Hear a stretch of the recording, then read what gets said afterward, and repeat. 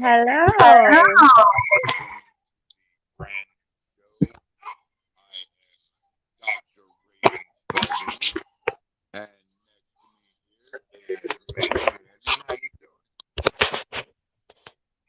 Can you hear me, Brian? You got to unmute your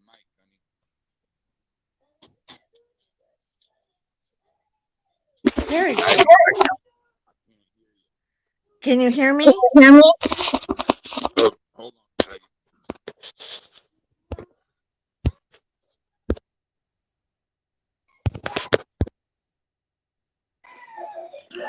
All right, now go ahead. Okay. Okay. I can hear you better now. You're not jumbled. Can you hear me? There you go. I can hear you. So, Yay. who are you, woman, on my show?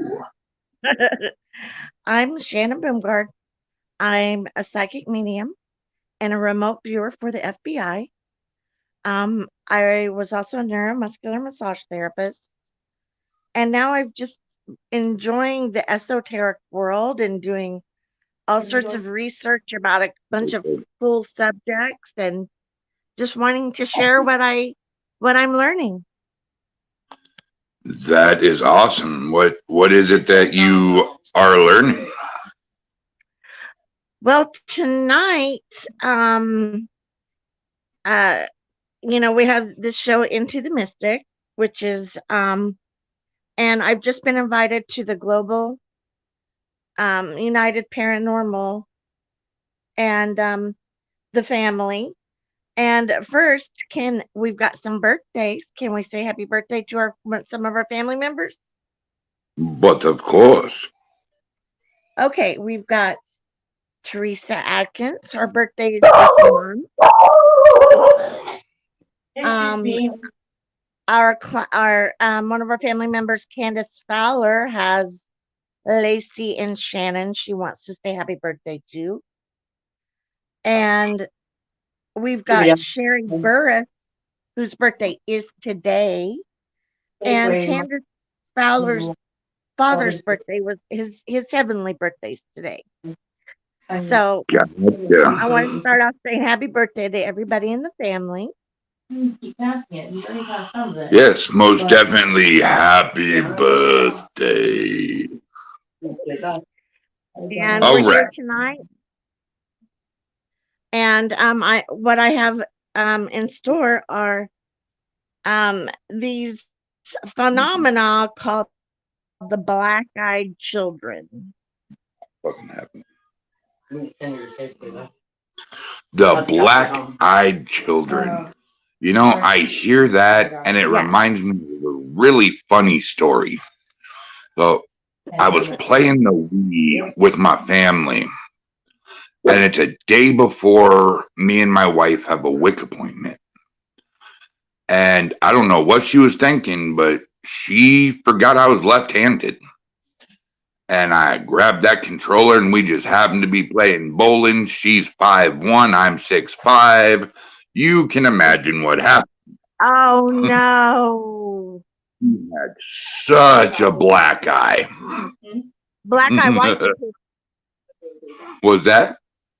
Black-eyed wifey poo. Right. So tell us what the black-eyed children are all about. Well, I'm not quite sure. The only thing I can do is give you the information that I found and let everybody kind of come up with their what they think they are. But they were seen first or reported first from Abilene, Texas. Yeah, in like the 1950s was the first report. I resent that. Yeehaw, I'm a Southern man. Are you? Where are you from? Well, Southern in the heart. Oh, gotcha. I was I gonna was say, I thought raised you by were. my father, who was born in Buffalo, Texas. Oh yeah, he's a Texan. Oh, yeah. Um, so what has happened with these is so that got okay, so it got reported. And then there were a few straggling reports along the way. And then all of a sudden, there was a very much an interest and a lot of reports. And what do you think caused that? Well, personally, what I think is people started getting internets in their home and was able to get online and start comparing stories. And so after that happened, it just blew up. Um, and so, the stories vary about how sometimes they're belligerent, sometimes they're not, sometimes they're super aggressive, sometimes they're not. Um, it's a real kind of hit and miss thing, but there are some facts behind them.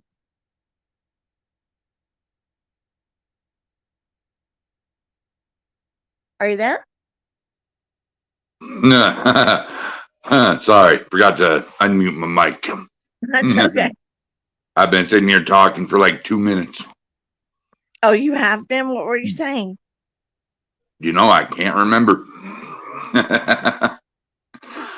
um, I do want to let everybody know out here, though, that I have almost got the Global United Directory done.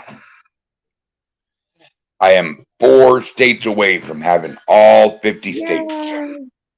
Nice. So anybody in the U.S. or around the world that is watching this, give me your info and I will put you on the list. So what would a black-eyed child classify as, Shannon? Mythological, a mystic, what? Well, personally, I think they're a humanoid. They're half alien, and what what they are is they usually travel in twos or threes groups. Um, what the people have said about them is they're usually not in clothes of this era, and their clothes and their haircuts are very old fashioned. They are unkept and dirty.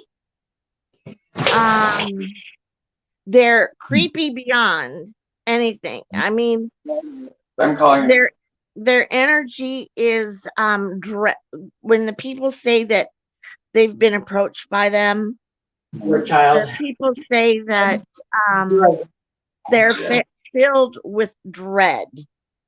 I got it. Um, You know what that sounds like to me?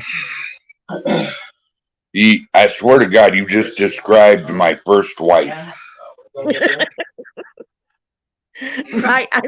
I've seen a couple kids at my kids' school that give me the same feeling too.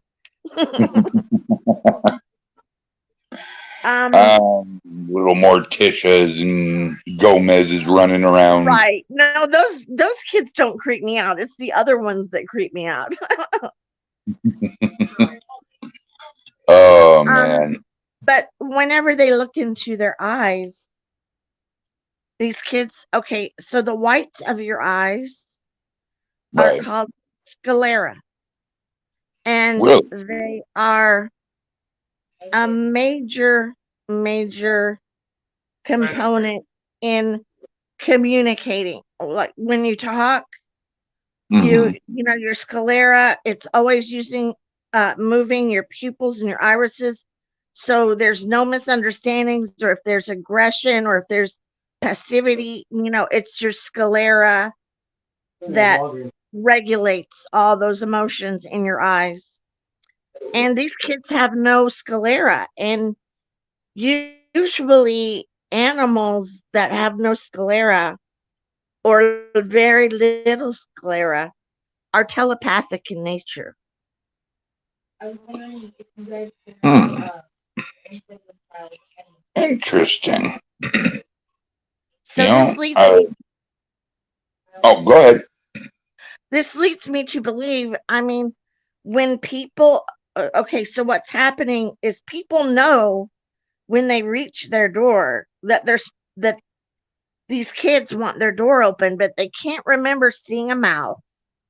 They can only remember seeing the eyes. They're filled with dread, and yet they're still opening the door slowly to these kids against their will. Hmm. I think I'd be playing football with the black-eyed kid. I think so too. And people aren't. There's been a few people that have it into their home, and they have, and everybody that has done that, the few people that have done it, have said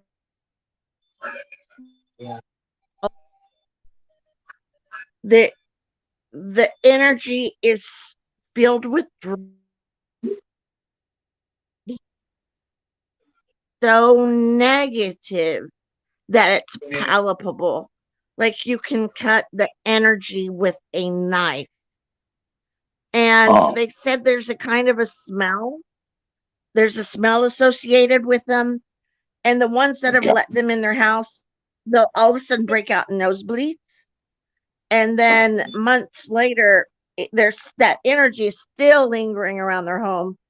And it seems like one of the family members will end up getting chronically ill with cancer or some kind of blood disease or something. All right, so you heard it first, ladies and gentlemen, boils and ghouls. Shannon here says if you see a creepy kid walking around outside, go the hell away from it. Don't walk towards Right. it. Go the other No, way. exactly. No matter how intriguing it sounds, because and they're not just happening upon people. They are seeking out homes, and I don't know what they're seeking out about people's homes or what's beaconing them to particular people's homes. Um, and this is when it's happening, and they usually always ask. They send out distress, like, "I'm hungry. Do you have anything I can eat? Do I need to use your phone?" Um, Oh, so that's smart too. right. Well, they're manipulative. I mean, if you think about, I mean, if some little kid comes to my door and says he's hungry, like they're going to get fed, like I'm just, they're taking the No. most vulnerable people in the society and using them. I don't know what the end game is though. Yeah, I They, kind of see black-eyed children as being midget zombies is kind of what I thought. right. Well, and this is a little bit morbid, so please excuse me. What I thought, and kind of, is I thought it could be the Greys. And when a child dies of, like, let's say, an era, diphtheria was a plague that went around. And what happened with diphtheria is the children, and it really hit children hard. Excuse me, this, um, but the children died with their eyes open. And so they would be ideal candidates if these gray aliens took them and put them in a holding cell. I feel like the reason why they've picked children is because the gray aliens are small in stature, and if they picked an adult like a Brian size guy, there would be too much leftovers. There would be too much skin involved and stuff. So they're choosing the child corpses because they're compact and they're easier to get around in for them. All right, listen here, Shannon. You just they'd have too much loose skin. It ain't even been 25 minutes and you already throwing insults. First time on the That show. wasn't an insult. I was just saying a kid that's 4 foot tall, something that's 4 foot tall, is going to have a hard time getting in a 6'5" skin. That's for sure. I think it would have to be more of the lines of a black-eyed kid standing on a black-eyed kid with another half of a black-eyed kid. Exactly. It'd be the Tower of Black-Eyed Kids, kind of like Black-Eyed Peas. Exactly. Australia.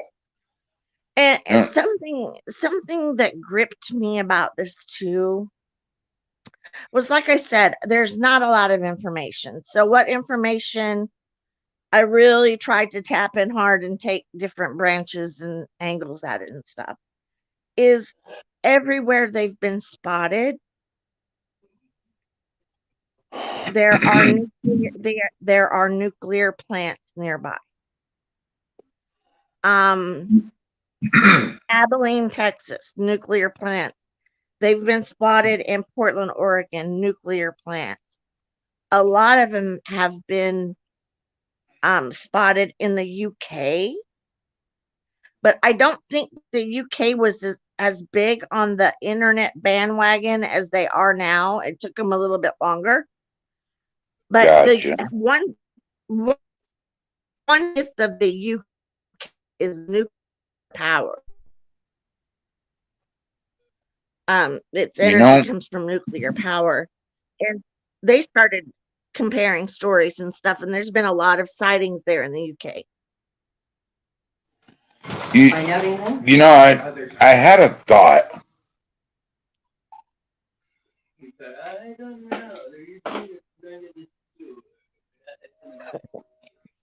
What if the movie The Children of the Corn, are you familiar with that movie? Oh my gosh, yes. Do you think that movie could have been based off of Black-Eyed Children? I think it could have definitely been another species of alien. And started doing it first. Are you saying that there's a nuclear plant in Portland?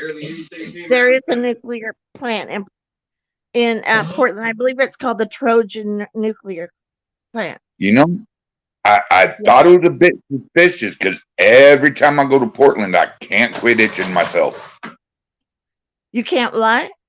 I can't quit itching myself when I go to Portland, Oregon. Yep. I mean, it should be closed down. They've been closing all the nuclear facilities in the US down, but it's taking them, they're doing it in a marginal manner. You know, they're not just closing them down, you know. So they say by 2025 all the nuclear plants in the US will be closed down. And in they'll never catch me from making my bombs. Right. Well, so that's probably what you are feeling, Brian. And it's weird. It's every time I'm downtown in Portland, it's usually on the southeast side, and it's always right above my knees. I mean, I will scratch until the point I am bleeding. Wow. It is just the weirdest thing.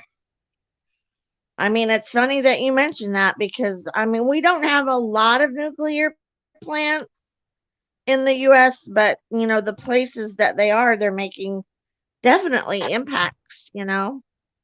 Right. And the people, and so what I'm thinking, maybe, and I don't know, and I'm just putting this stuff out there, is I'm thinking the aliens may be using nuclear as almost like a nuclear fuel, as almost like a blood. You know, I've come to a couple realizations tonight. Number one, you're way better to look at than Cass and Eldon. You're a pretty little thing. Number two, you are very knowledgeable. I think this is the start of a beautiful host ship. I think so too. Oh, little dreamers. Yeah. So, what is your favorite mythological creature? Mine? Oh Yeah. boy.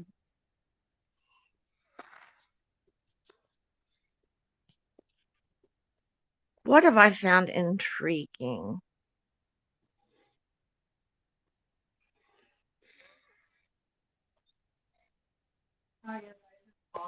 Um, probably having anything to do with the Greek mythology. And I don't even know if it's Greek. I'm kind of ignorant to it, but like Pegasus and not unicorns, but Pegasus, because I'm a grown ass woman. So let's see, Pegasus, Hercules, Medusa. Right. Medusa's kind of Let's cool. I see. gotta admit it. They were around if I remember right, they were around the Romans. Romans were in. Oh shit. Okay, I'm fired from history. I know the Yeah, I Romans don't. roamed somewhere. I want to say Egypt or around Egypt, but I think that's wrong. What, Rome? Yeah, or yeah, they were in Rome. That's right. Yeah, either Greek or Rome. I feel like that those mythologies are very very similar. And they So, really are. I myself am a big fan of the Viking gods. I've really been intrigued by that also because I'm a Viking. Really Yes, I'm Norwegian with nice. A Viking lineage, and I'm Cherokee Indian, so I'm a Vikokee. All right. Yeah, I was told, I can't remember by who, but they told me way back ago, my ancestors were throwing huge boulders, and I looked at her and I was like, man, I can barely bend over and tie my shoes. That was me, player. Oh, snap. I just wanted to test your memory. Uh, Yeah, uh, they were you the go with that one, equivalent. audience. They were the equivalent of Olympians of this day. You come from a long lineage of extremely strong physical men. Um, and they were like Olympic status strong men. But how do you know this? I can just what I'm seeing is you, and then I'm seeing men like huge guys behind you, and I know that's your lineage, and they've all got kind of red hair, and they're all bearded, and they're all just a big, like, broad shouldered, tall guys. And considering at the time men were the average male was maybe 5'2" or 5'3", these guys were like giants. Weird. And, it makes sense because my father, of course, before his numerous back surgeries and he shrank 2 inches, he was 6'9". Right. Yeah, it's very you guys are pituitary body types. So not only were you the strong men of your community, you were family men, you were out in your community. You guys were just stellar in your communities.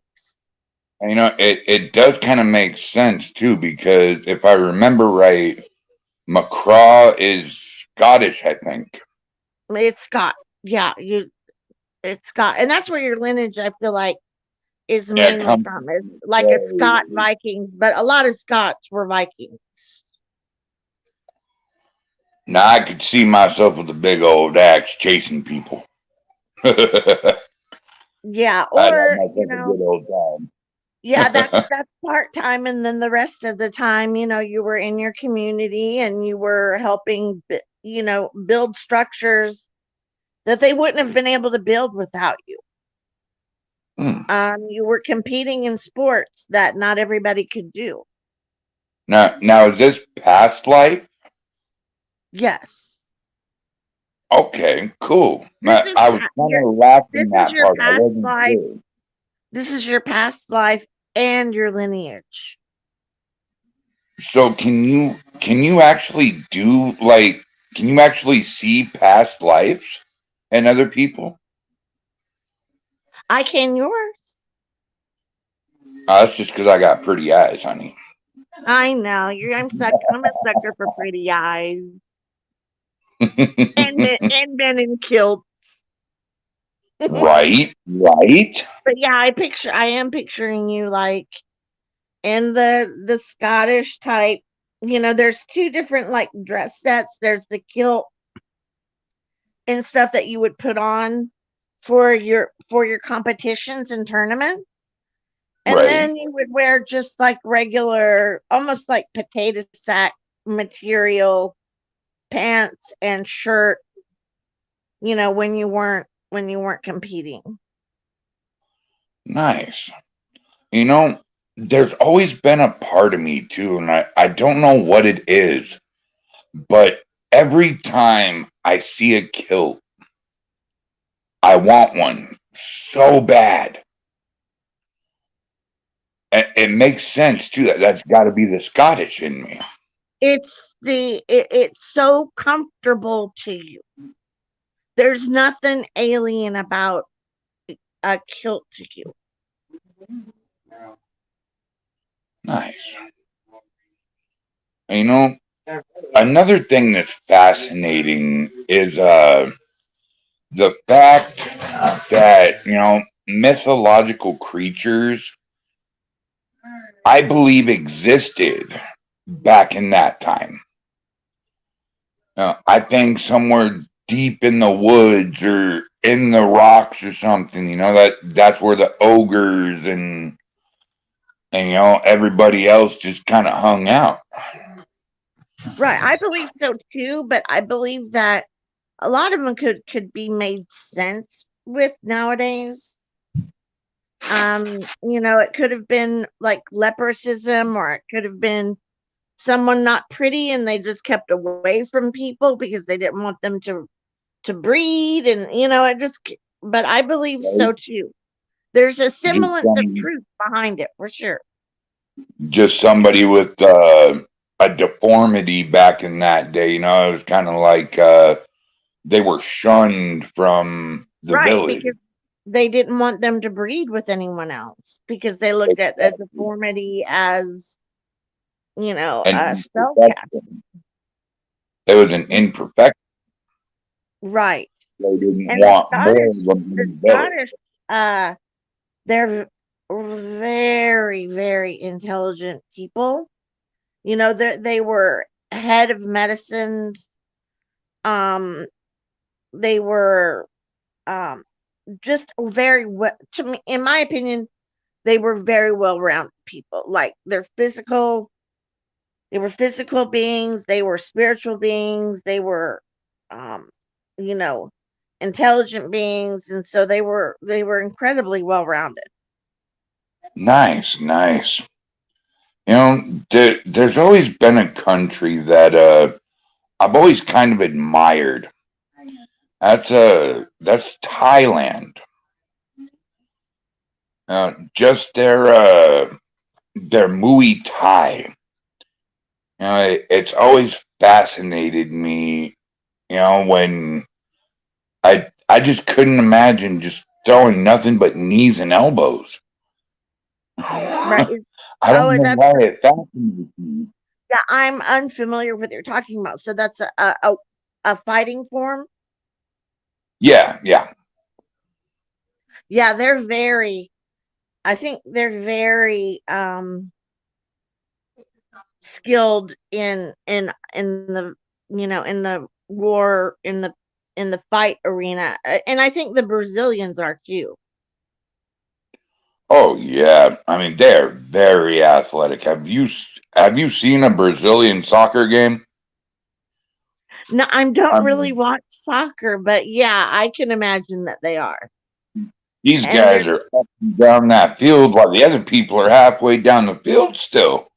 right. Yeah, they just seem like they'd be very. I think anybody very compact is very fast. You know, I used to be fast. Right. And well, and most guys that are 6'5" are not fast. Yeah, I've never been fast. Maybe when I weighed 230 pounds, but that was 20 years ago. Right. I've never been fast, but I've been able to get from because I was a semi-pro tennis player. So I was able Really? to get from before I lost my leg. So I was able to get from point A to point B with no problem at all. But I'm tall for a girl and I'm long legged for a girl. So well How now I'm tall are really long legged. I'm 5'9", 5'9"? Nice. Yeah, which is that not that is super tall, but it's tallish. that's above average size for a lady. Usually, the typical size for a lady is between 5'6" and 5'8". Right. I thought it was like in between 5'1" and 5'6". Hmm. That could be too. I know if a woman's over 6 foot But tall, she's considered an ogre. right. I've always told my sister that because she's 6'2". Oh, she really Yeah, my sister is a Amazon. is she athletic and stuff? No, Aw. not in the least bit. Yeah, my son is he's he was 6'3" at like 15 years old, and all the coaches around here were like, oh yeah, they want him on their team because he wasn't a skinny 6'3" either. He was, athletic, like thick, and but he's autistic. I told you that, and so he was not good in sports at all. I was gonna say something, but now I won't. I was gonna say What? 6'3" and thick. That boy should have been playing a cornerback for his football team. Right. But Well, yeah. autistic kids though and football don't really get along. Right.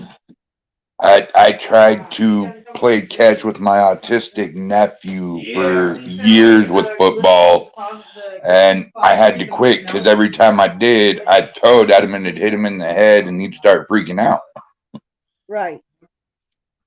and I'd feel bad for the rest of the day, and it just wasn't worth feeling bad about anymore. $10. Well, he just wasn't interested in it. He didn't want to do his research on it and get to know what he was doing. And so all these kids, they had been being taught. I'm from Oklahoma, so they get taught um, football in utero. When they go into the ultrasounds, they go ahead and stick a football up there, so they're familiar with it. Hmm. They're And actually. Oh, sorry. Go ahead. oh yeah, he just didn't know what he was doing. Now he can play a mean game of chess, though. That's why I wish we lived closer together. It would give my wife something to do, and she'd leave me the hell alone for a while. She she tried to get me into chess, and let Right. me tell you what, this woman is just off the hook mean when it comes to chess. Right. Well, she's competitive, which is good. And it's just at chess though, nothing else. Right. It's like Because I'm she can stepping be. into her domain. Right. I'm very competitive when it comes to tennis or billiards. I was also very, very, like, I was almost a semi pro at billiards also, and I was very competitive. And see, there's nothing wrong with being a little competitive. Right. When I was in the wrestling ring, I was quite competitive. I'm gonna leave the bedroom door open. If you Yeah, start to bark, let me know. I was the type of guy that you know had to have things a certain way in the ring. Right. If I wasn't throwing the guys around like rag dolls, because I'm the 6'5", 300 Right. plus pound monster. Yeah, the It monster. it just wasn't fun for me if I wasn't throwing people around. Well, it wasn't as much fun, I should say. But Right. either way, it's fun getting in the ring. Um, until you get out of the ring and the adrenaline wears off, and then the next week you can hardly stand or Right. walk. No, I know how that goes too. I know how that goes too. They say wrestling is fake until they get slammed in the ring.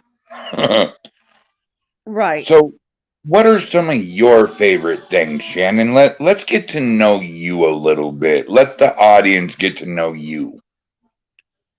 Well, what's funny, Brian, is, I knew who I was. I was semi-pro tennis player. I loved to dance. I took all sorts of dancing classes, African dance class and belly dance. I never did this stuff outside of classes or anything, but I really enjoyed it. I played tennis all the time. I was a mom, and then I lost my leg, and right now I'm just trying to figure out who I am again. You You know, know, it's you kind of have that. You have that dancing glow to you. I could feel that radiating off of you. I was a good dancer. Like I was coordinated. I was raised when white people weren't as coordinated as they are now. It seems like kids are a lot more coordinated than they were when I was growing up. But I had a lot of coordination and stuff when I was growing up. And I loved dancing. I loved it, loved it, loved it.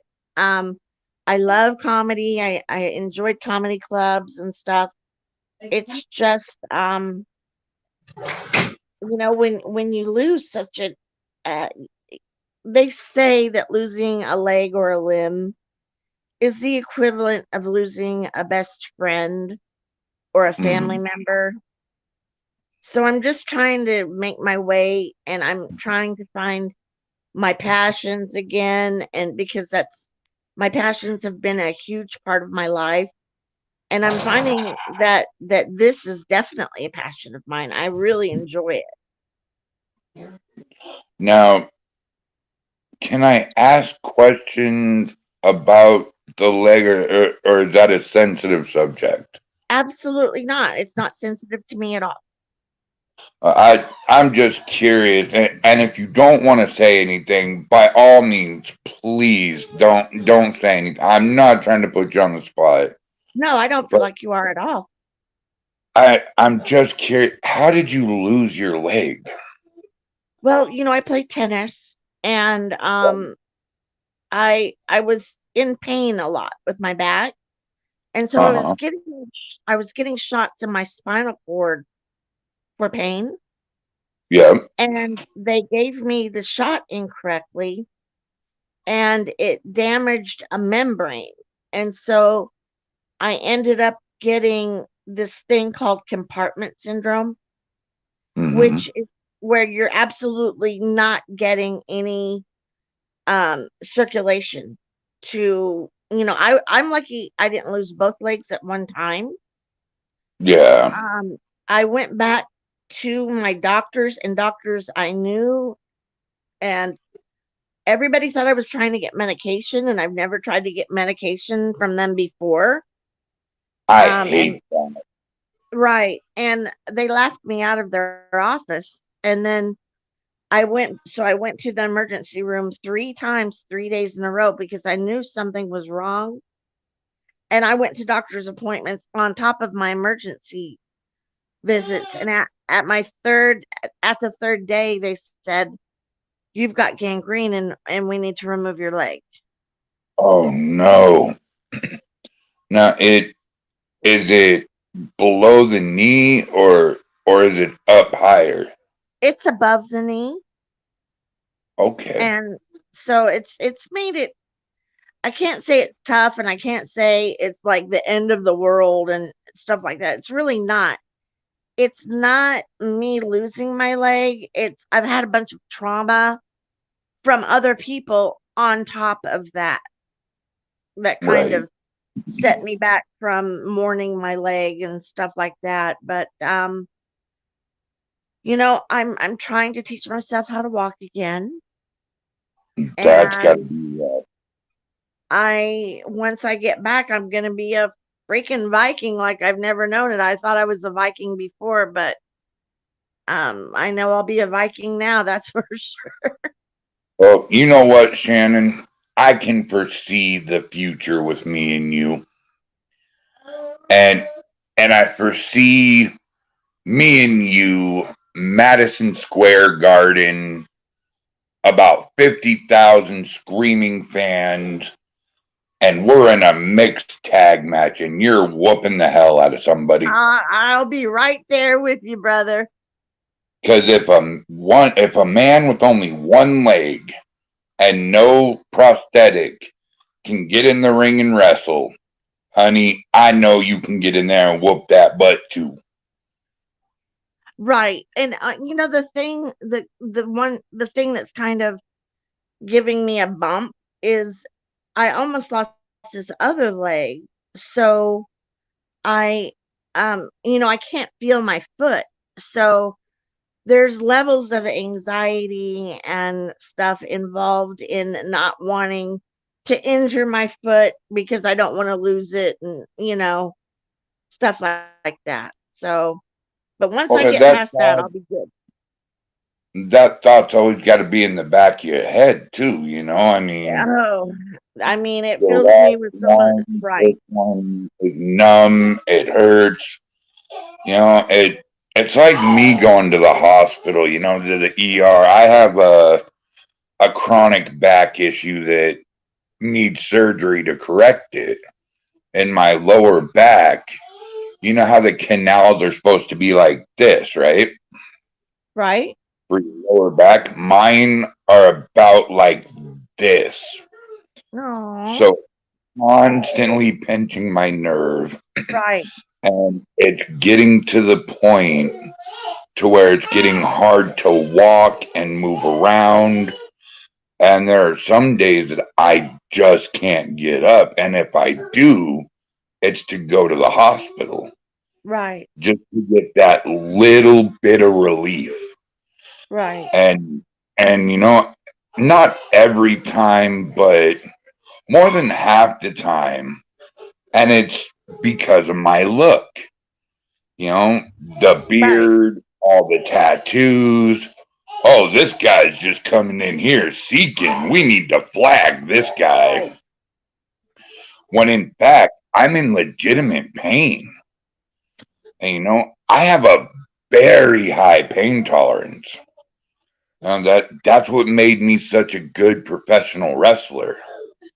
Is I could put on a hell of a show and not hurt half as bad as the other people would. right, But believe me, it sucked. right. I'm sorry you have to go through that. And I've never felt so not listened to as in telling them, I know something's wrong, and if you don't handle it, I feel like I feel like you're gonna be sad because you're not listening to me, and I'm telling you something is wrong, seriously wrong. Right. And they, no matter what I did, um, no matter what I did and what I said, they just kind of rolled their eyes and laughed at me. Danos, man, I'm sorry, man. Losing your father is it's a rough road, especially if you're really close to your father. He's your world, he's your idol, he's this, he's that.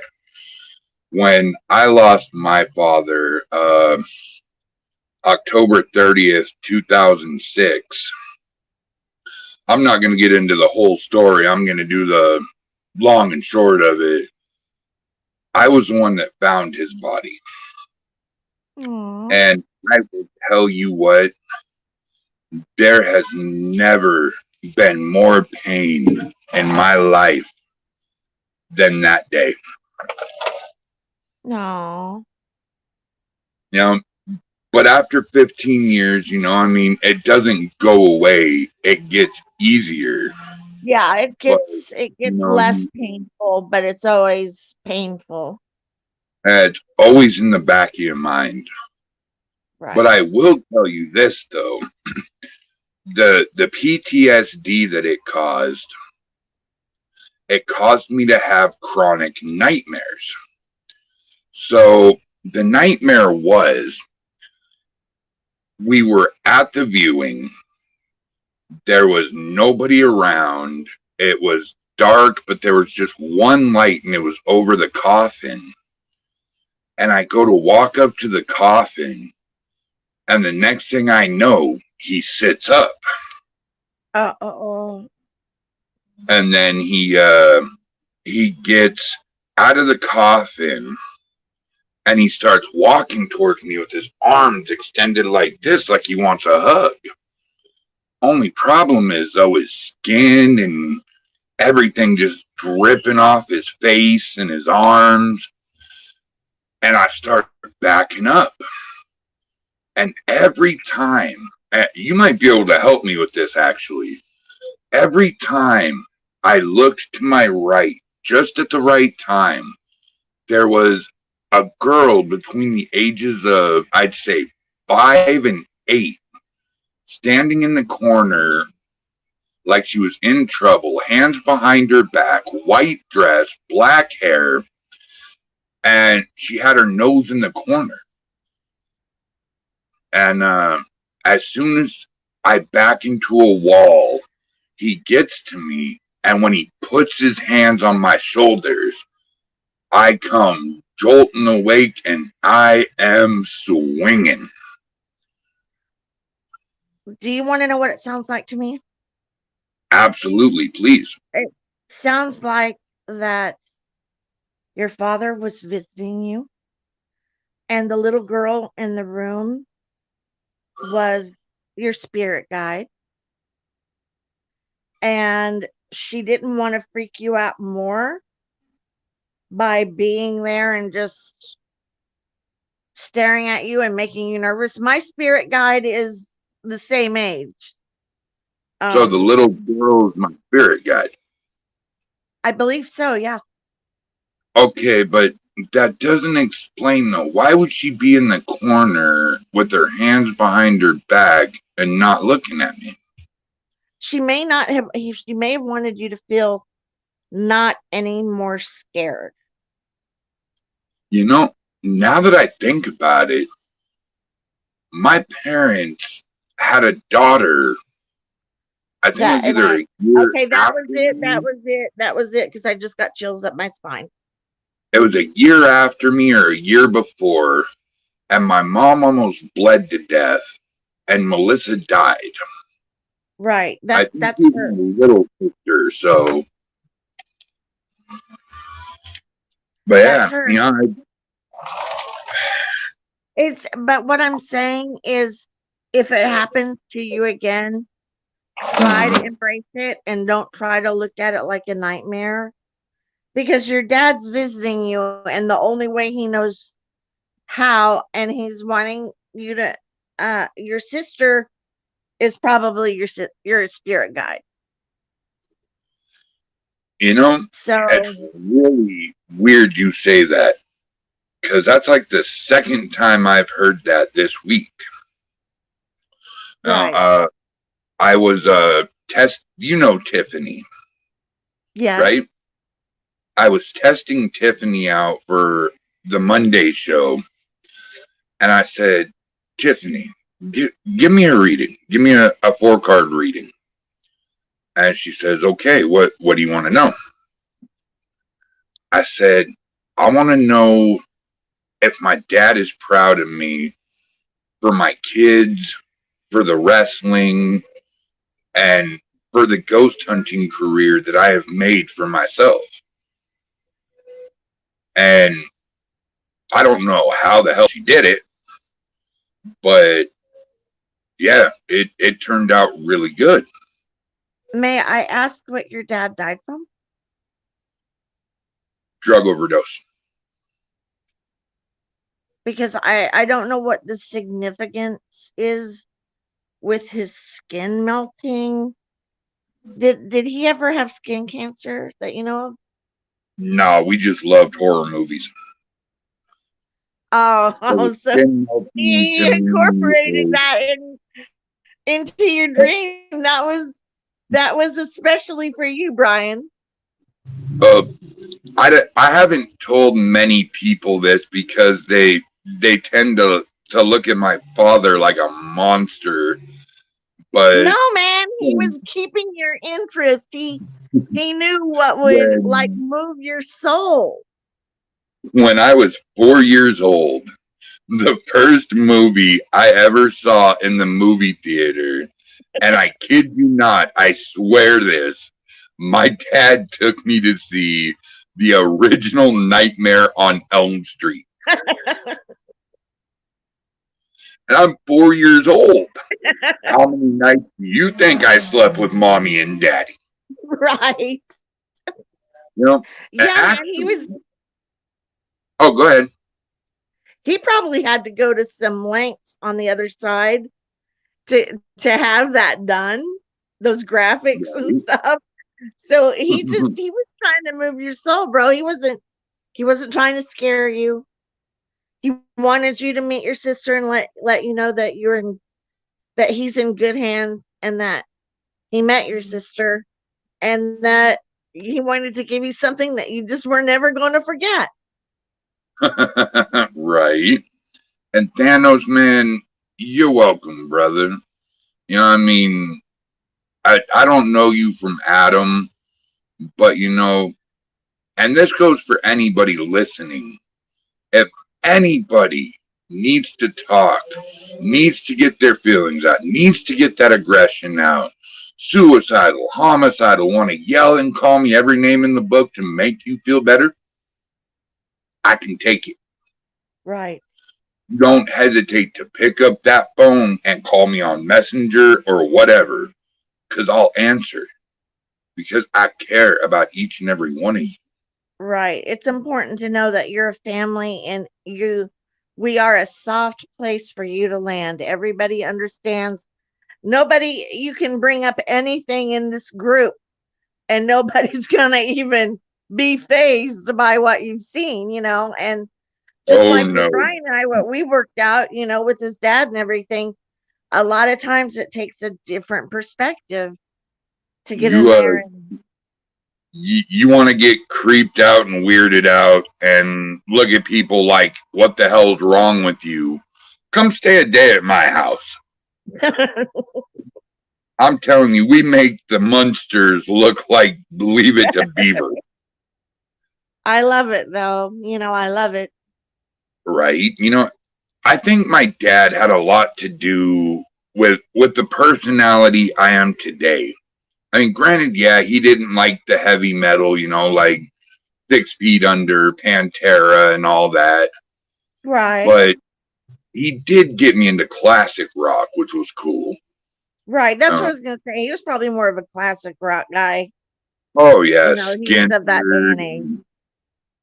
The one thing I didn't understand about them, though, is how the hell he hated Jim Morrison. I mean, yeah, the dude's songs never made sense because he was so high, That but at least that the may music have got on his was good. nerves a little bit, you know. That could be. That could be. But yeah, Led Zeppelin. Oh, yeah. So, Um, what kind of music are you into, Miss Shannon? You I look like like a country girl in classic rock. I like classic rock a lot.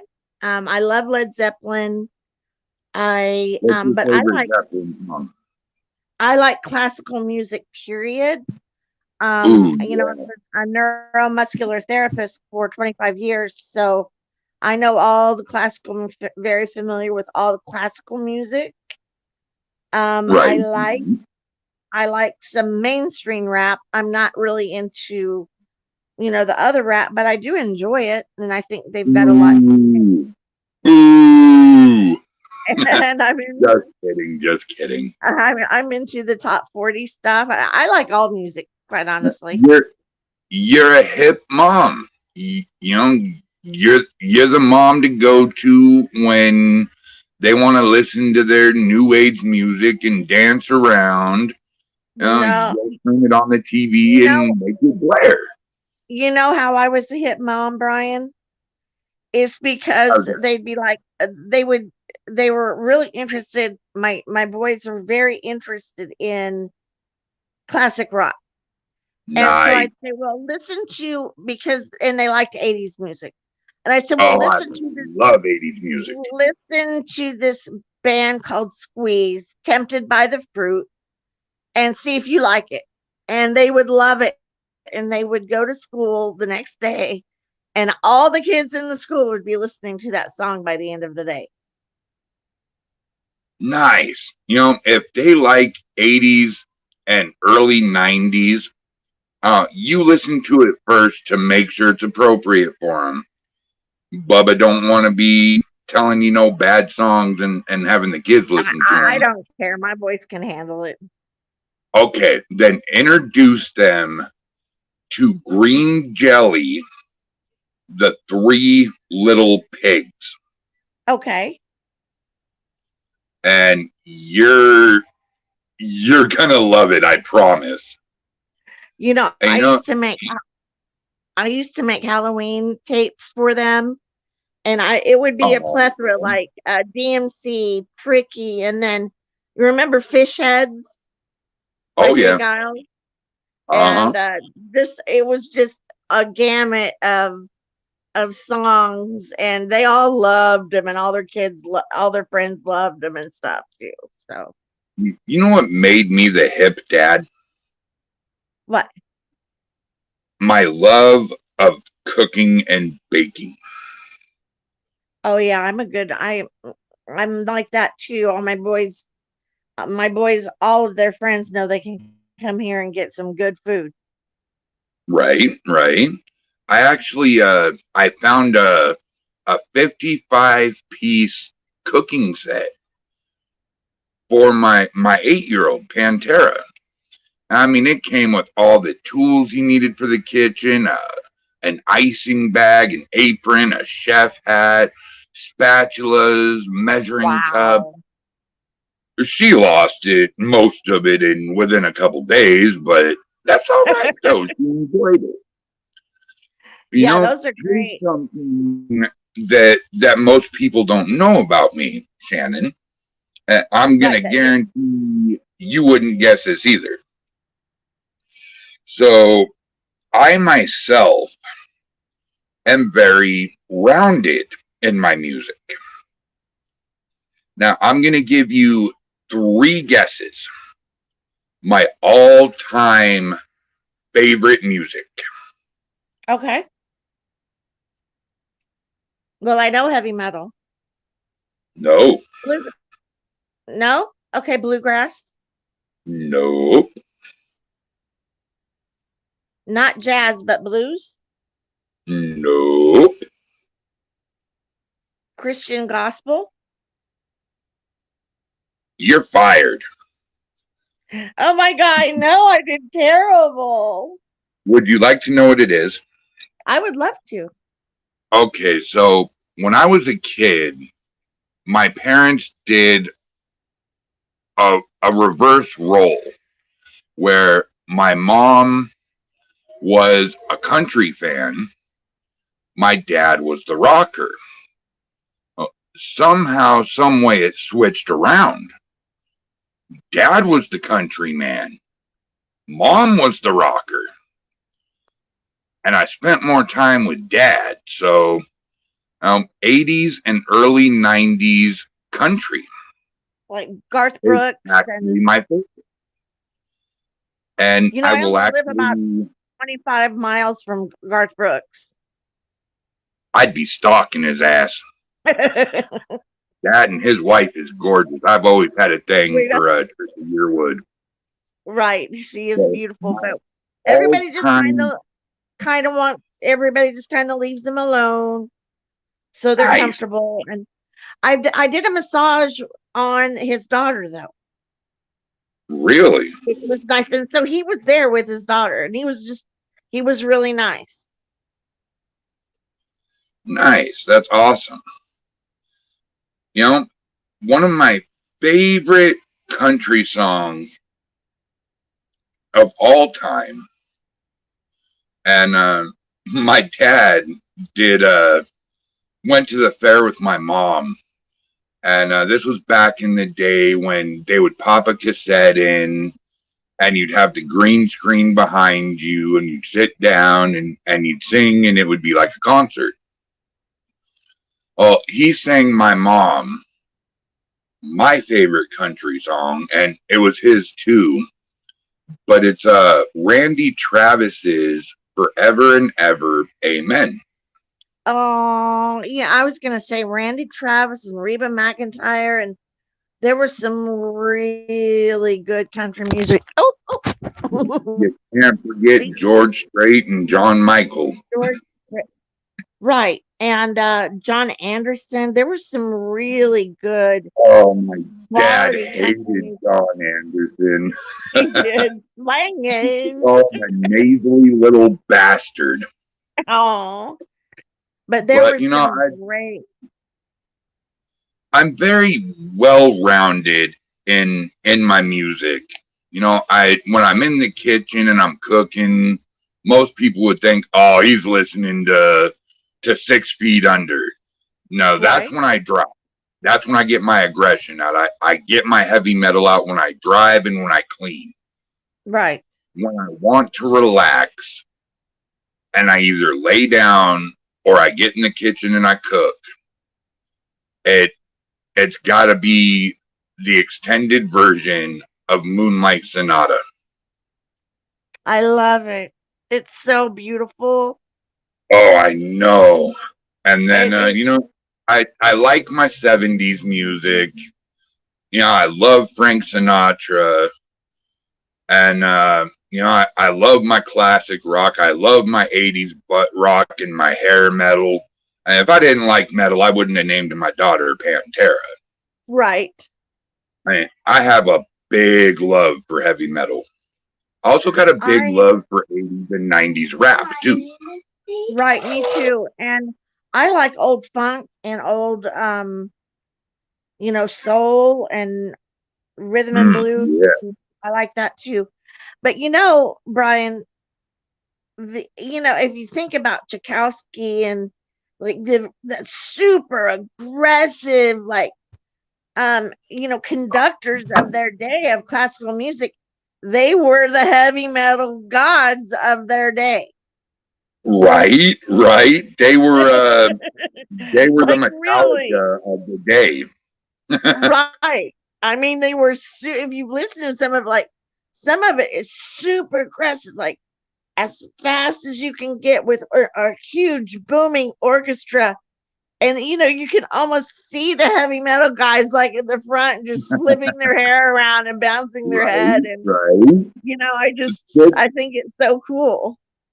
Six Daisy Six. I have to ask you a question because I will not remember that band. Find me on Messenger Brian James. I have a big gold globe and it's got little stars. It's not, never mind. Anyway, that's me on Messenger. Send me some of that Kentucky Headhunter so I can check it out, please. And Kentucky the Headhunter is great. Missy B. Yeah. So, Shannon, what is the heaviest music you'll listen to? Disturbed, I like. Disturbed. I like System of the Okay. Down. I like System of a Metallica. Down. I like Pandora. Metallica's a little overrated, but that's all right. They are, but they're just kind of they're Tupacs of the how everybody's like, much, oh, Tupac, I don't rap, they're kind of like the Tupacs of heavy metal. I would have to say though, if Metallica's the Tupac of heavy metal, then that would make Slayer the Biggie Smalls. Right. Then, because I will tell you what, I have been to many of concerts in my life. I even went and seen Green Jelly once. That was freaking awesome. But the concert I went to that I enjoyed the most, it was Primus, who completely sucked. Really? They had their bass up so loud that it completely drowned out the vocals. Yes, Raymond Newsom, Children of Bodom and Cradle of Filth. Dude, you are my new best friend.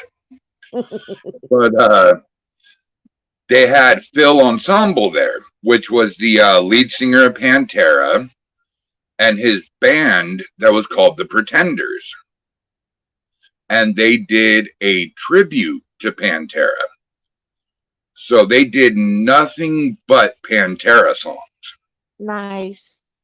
And then came the big boys. I got to see Slayer live. Right. And they sound just like they did on the album. I kid you not, just as good as on the radio, album, whatever. So how about you? What was your favorite concert? Mine? Yeah. Well, I was going to say, as far as heavy metal, like I saw Ronnie James Dio in concert. No, it doesn't have to be heavy metal. I mean, just in general, what was your favorite concert? Earth, Wind, and Fire. Atta girl. Don't be shy about that. It was ranged for everybody from all different ages and races and everything. Enjoyed all of their music, and everybody was just up dancing and having a really lovely evening. Earth, Wind, and Fire. I'm a man. I will admit it. Earth, Wind, and Fire kicks ass. It was a great concert. It was free. Everybody was there on blankets. Like, it was just a really, really nice concert. Nice. So what was yours? You know what? I'm man enough to admit this too. Madonna freaking rocked. Yeah, I play Madonna in my car. Ace of Base too. Oh yeah, and I get embarrassed because I really liked disco, and Donna Summers was a bomb. Like, even to this day, she's bomb. Donna Summers and Dr. Hook. Oh, Dr. Hook! Oh my goodness. Yes. They were kind of in a league of their own, weren't they? Oh God, yes. They were the Babe Ruth of their time. Right. And when I used to go out to the bar, because before I did my heavy metal band, I had an amazing voice. I mean, I could sing identical to Randy Travis. I could match note for note. People would think they were listening to Randy Travis. And then I got into the heavy metal band. Something Creepy, by the way, was the name of it. Oh, that's cute. And I'm having to sing through this little tiny guitar amp with a $10 microphone that's supposed to be for karaoke, while sitting next to me is a Spider 6 175 channel. I don't remember how many watts it had, but I pretty much had to scream anyways, just so the camera would pick up my voice. Right. And it completely destroyed my voice. No. And it sucked. My wife, when we were first together, I would sing her to sleep every night. No. God, I used to be so romantic. Breakfast in bed, roses, foot rubs, back rubs. See, that's the problem, is you get too used to each other, Right. and it's like that side of you dies. Yeah, you Yeah. have to fight it, and you just can't let it. I was married. How long have you been married? This year will be 6 years of being married and 10 years of being together. I was married for 20 years. And Nice. I really, and it was a good marriage up until like the last year, I would say. But, my ex-husband was really, really good about, we would go out on a date and, I would take all day fixing myself up and I would be so excited and we really laid on our sexiness, you know what I mean? Like, door opening and, flirting and stuff like that. And Oh, it's God. I so remember important. those days. Always It's just opening up the important. car door for her and always Right. holding her hand. And I can't even get her out of the house now. She has turned to a complete invert. Right. Well, it's just And important that you're trying. right. Well, she doesn't know it yet, but her birthday's come. Well, she knows her birthday's coming up, but she don't know what I have planned. When's her birthday? March 25th. Oh, mine's the 31st. So what I got planned is I'm gonna wake her up. We're gonna get our daughter off to school. I'm gonna take her to IHOP, and then we're gonna eat. We're gonna come home, and instead of her doing her mama duties and taking care of Mikey, it's gonna be Daddy Day. Right. So she can play her Nintendo Switch, Zelda, Breath of the Wild, and just zone out. But the most romantic thing I'm going to do for her is lunchtime. We're going to go pick up some Chinese. And I literally live about 500 feet from a river. And you're gonna have a picnic. About 2.5, 3 miles to the east, there's a nice sandy beach right there on the water. We're gonna go eat lunch there. I'm gonna, she's pregnant, so we can't drink any wine, but that's all right. That's all right. I'll grab soda pop. And yeah, we're just gonna sit there and eat and watch the water and get lost in each other's eyes. And Right. That sounds lovely. And what my ex-husband used to do is we would go to dinner and then we'd go to the comedy club and then we'd go out dancing. So, but I realize she's pregnant and stuff, but what you're doing, and it's just the energy. It's the energy and getting yourself in that mode, And I think you guys are going to have an amazing day. when me and her first got together, I know this is gonna sound horrible. Okay, so I met my wife on Moco Space. Do you remember Moco Space? No. Okay, so it's like a Facebook, but it had a bunch of games and somewhat sleazy people back then. Not really sleazy, not like today, but it was starting to get there. Just kind of gamers? Was it for Yeah, gamers? just little fun games, you know. And I saw her profile picture and I was like, man, she's cute. And I was about a month and a half into my mandatory 90-day break pretty much before my divorce. And so I messaged her. I said, what's up? She said, nothing much. Hanging out. What are you doing? Doing the same thing. And, we started talking and blah, blah, blah. Eventually, I gave her my number. We started texting, and I got tired of texting, so I called her. And we would spend 8-9 hours on the phone a day. Aww. And then she sent me my first picture of her. No. And boy, let me tell you what, that was the scariest freaking picture I have ever seen in my life. Not that she was, ugly in the picture or anything, because by all means she wasn't. But she had got bitten by a poisonous spider. And she's in the emergency room. She's white as a ghost. And to make things even worse, she is wearing a bandana. Right? No. My first initial thought is, oh my God, she's got cancer.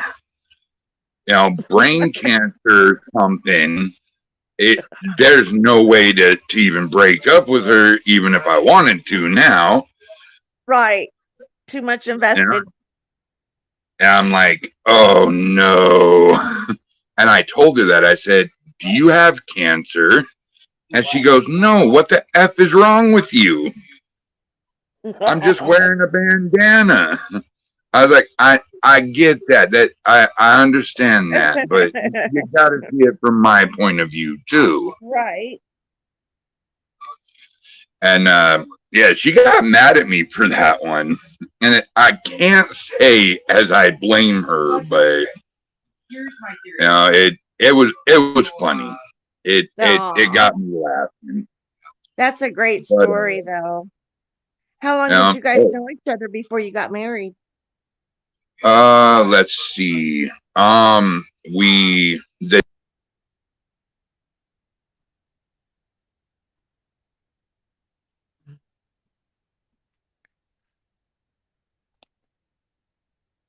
you're cutting out. I don't know if I'm cutting out too.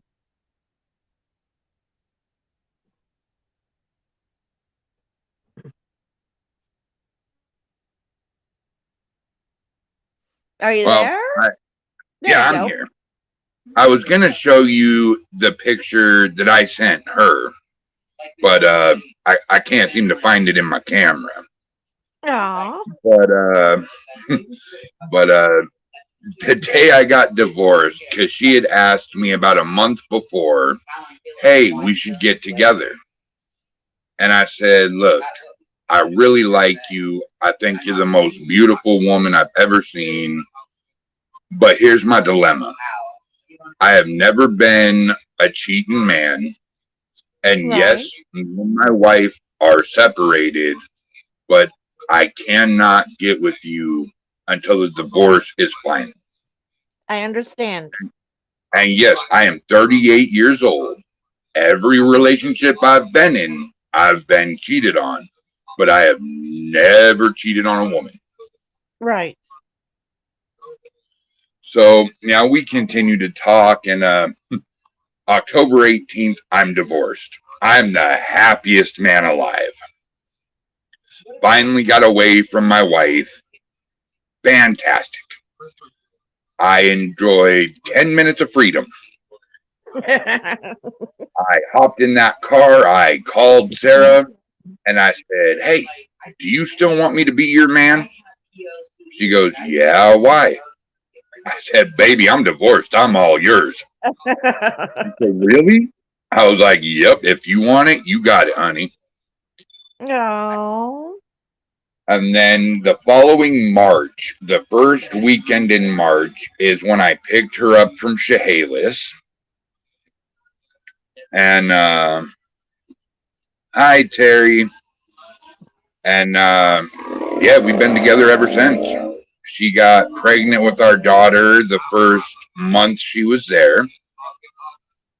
And she was scared shitless. I was extremely happy because I've always wanted my own kid, not to raise other people's kids. Right. And now we have a beautiful family. Right. You know, and the romance may have died a little, but the love hasn't. I wake up. Oh, go ahead. It's up to you guys to bring that romance back. It's an energy, you know? So Exactly. you guys can do it. And it doesn't have to be on all the time and stuff. But if you guys do it enough and get that energy going, you know, if you just go to the park together and stuff like that, then you'll automatically fall into it. You know what I miss the most? And this is a little embarrassing for me to say here, but she would be in the kitchen cooking, and I would come up behind her, and I'd kiss her on the neck. I'd tell her how much I love her. I'd sit my phone down, play a song, and I'd be like, "Baby, dance with me." No, And we would dance in the kitchen, and right. And yeah, I actually. That's precious. It really is, and you know I really miss it. I actually did that for my niece too when she was a kid. You know, her dad wasn't around, and I helped my sister raise her kids, and it was a father-daughter dance, and we didn't have the money to go. I improvised. I said, "You go get all dolled up, darling. You give me 30 minutes." And she says, "Okay." So she goes and her mama helps her put on makeup and a beautiful dress. And by the time they came out, I had about 25 candles lit. I had slow jazz music playing. And she stood on my feet. And we probably danced for a good hour and a half. Aww. Yeah, me and my sister's kids, we have an unbreakable bond. Right. Like those are my kids. Right. I would do anything and everything for those little shits. Yeah, and they would do the same for me though. They really would. I don't really have any family or anything. I was the matriarch of my family, and then when I lost my leg and I wasn't able to do things for everybody, I wasn't able to, you know, host all the holidays at my house and stuff, and then everybody just dumped me. Well, you know what? I may not know you very well, but like I told you earlier before the show, that I am a sensitive. Right. And I get nothing but good vibes from you. And yes, we may live across the country, but you.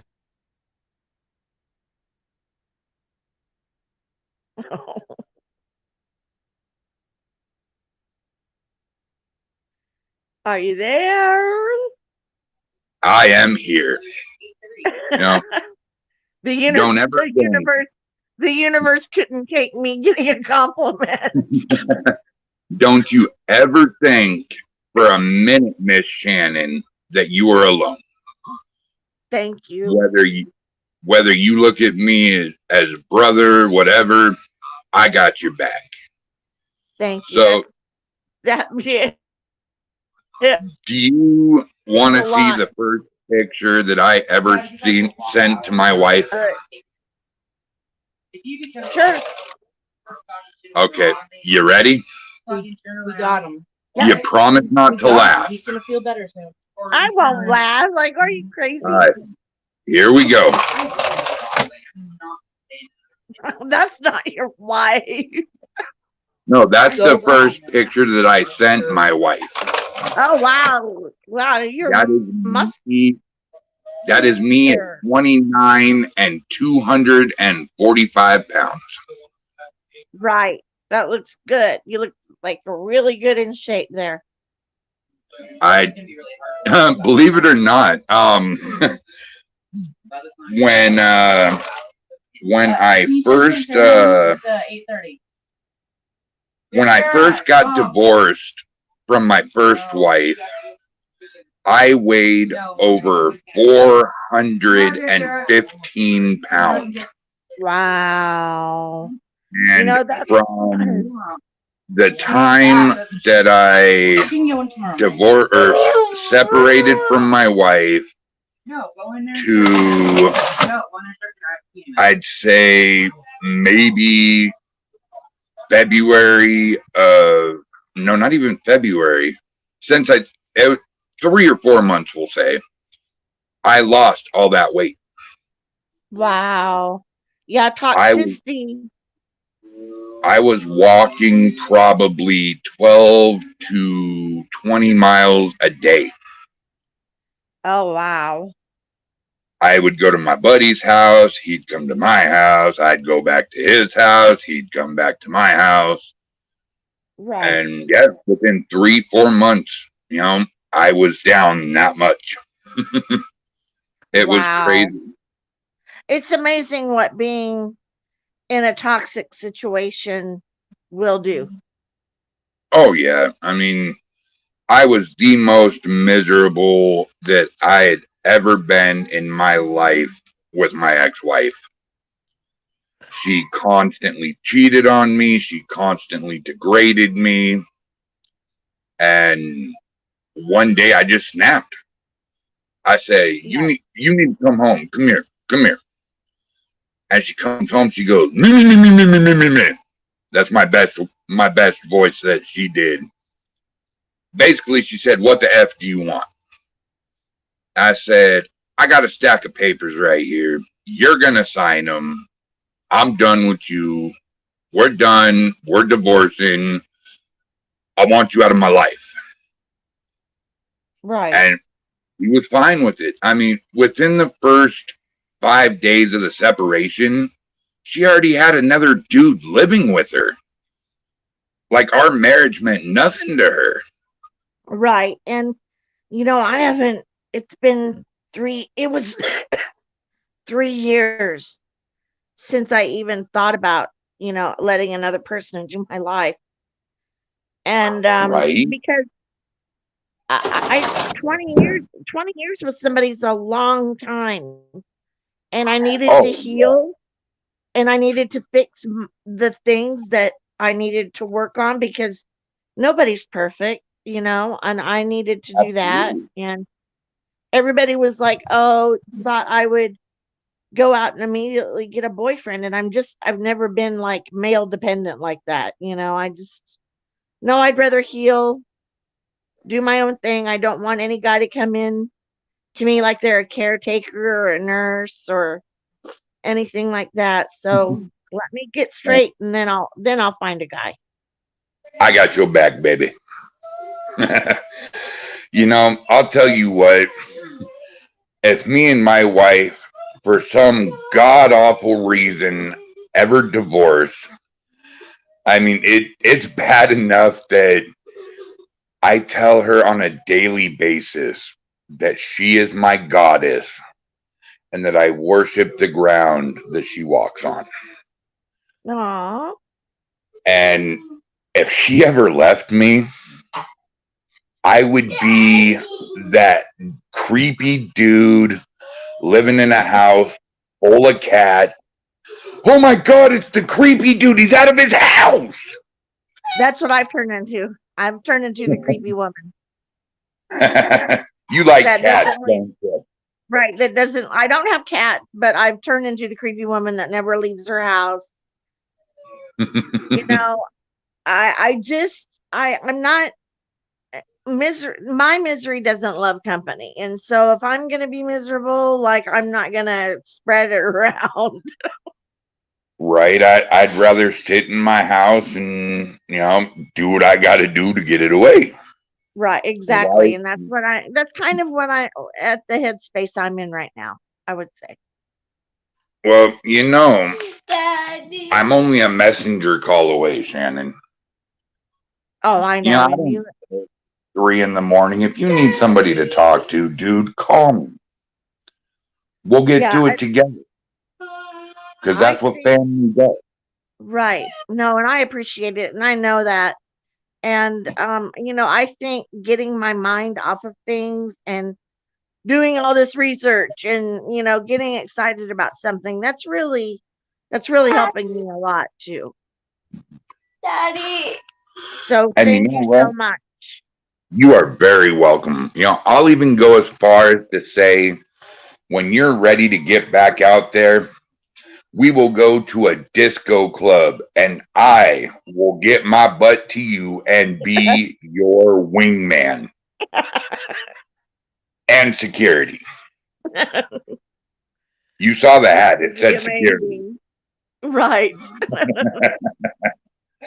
And I'm you really like to go to excited about comedy. being able to dance again. I really, really am. You like going to comedy clubs, right? I love them.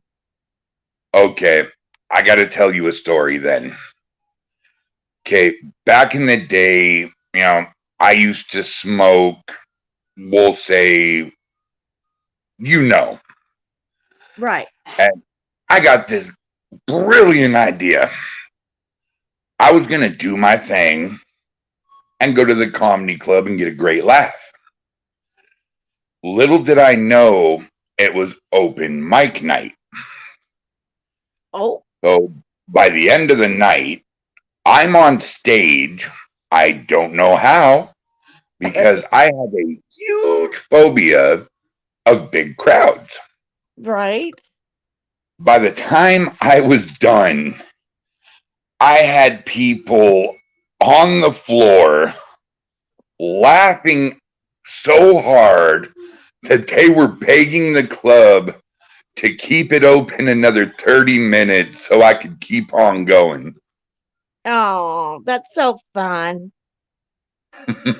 That was the coolest freaking thing I've ever done. Right. Isn't it amazing what we're capable of? Oh yeah. And the great thing is I wasn't even trying to be funny. I was just making fun of everybody in the crowd. Right. Can we go to Walgreens tomorrow? Because look how much money you have. We'll see, baby. We'll see. So we can buy me something. And the one part I'll never forget was talking about, you remember Steel Panther? Yeah. Do you remember the song? What was it?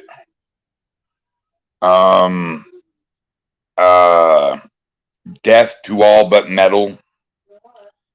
I don't remember it, but did people know about it there?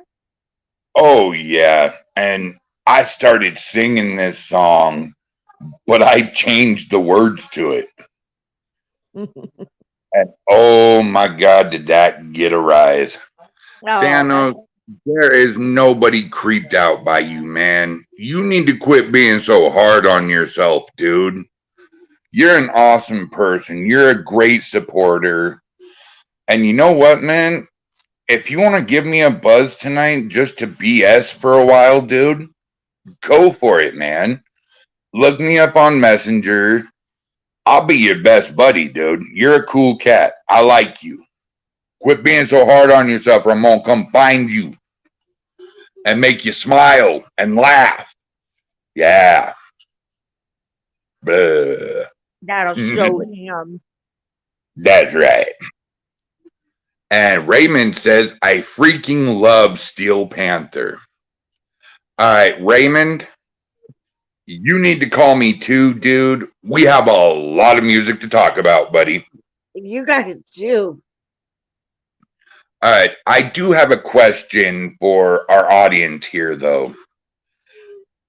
I'm going to take it back to hair metal. I want to know each and every one of yours favorite hair metal bands. And you're welcome, Thanos. I'm serious, dude. Hit me up. Heck, I'll even give you my cell phone number, man. One of my But favorite for hair real, metal bands. guys, I what's like that? I like Tesla because their love songs were truly perfection. You know, they weren't bad. But if you want to talk about a love song, I don't know if it's really a love song, but my favorite slow ballad was Cinderella's Nobody's Fool. Right. Cinderella had good Warrant. I liked Warrant. I was a huge fan of Rat. Rat was awesome. Motley Crue. Didn't really care for Aerosmith all that much. Loved the Scorpions though. Scorpions were probably my favorite. 6 Yeah, Daisy 6 Aerosmith says kind of got Cinderella shelter me. Awesome. Aerosmith kind of got too glam in the 80s, and Oh, they left their edge behind, you know.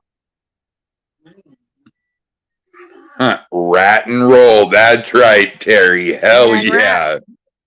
That was one of my was favorite amazing. albums. But you know who was the godfather of hair metal? Who? There was 2 bands in my eyes that were the gods of hair metal. Number 1 is GNR. Oh yeah. Guns N' Roses all the frickin' way. They kind of were our segue in between the hair metal and grunge, I felt like. Yeah, I agree 100%.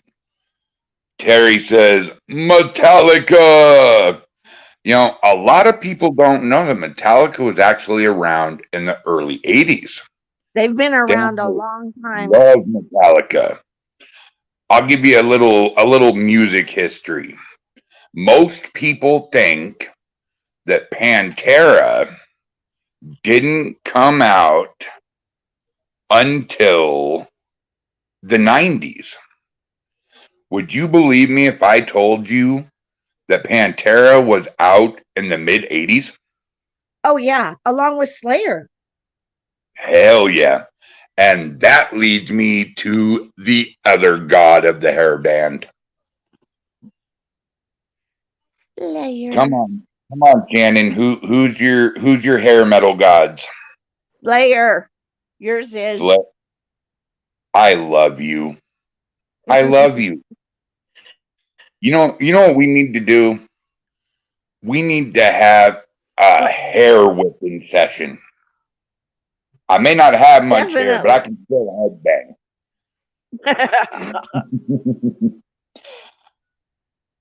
Well, or we can do for Halloween. Everybody can go as their favorite hair metal people. Oh, Thanos, I want to let you know, man, I gave you my number in the chat, brother.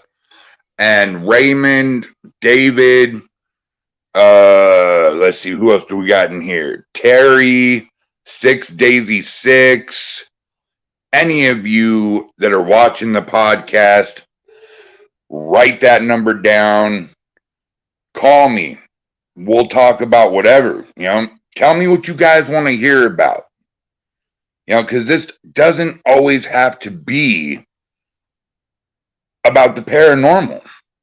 Right. And I hate to say this, because I'm a paranormal investigator, but man, I get kind of tired of talking about paranormal 24/7. Right.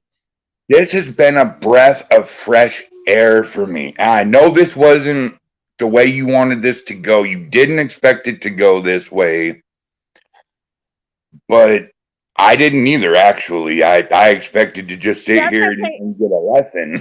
Right. That's okay, Brian. We're just doing a dance. You know what I mean? And Exactly. I felt like we did really well.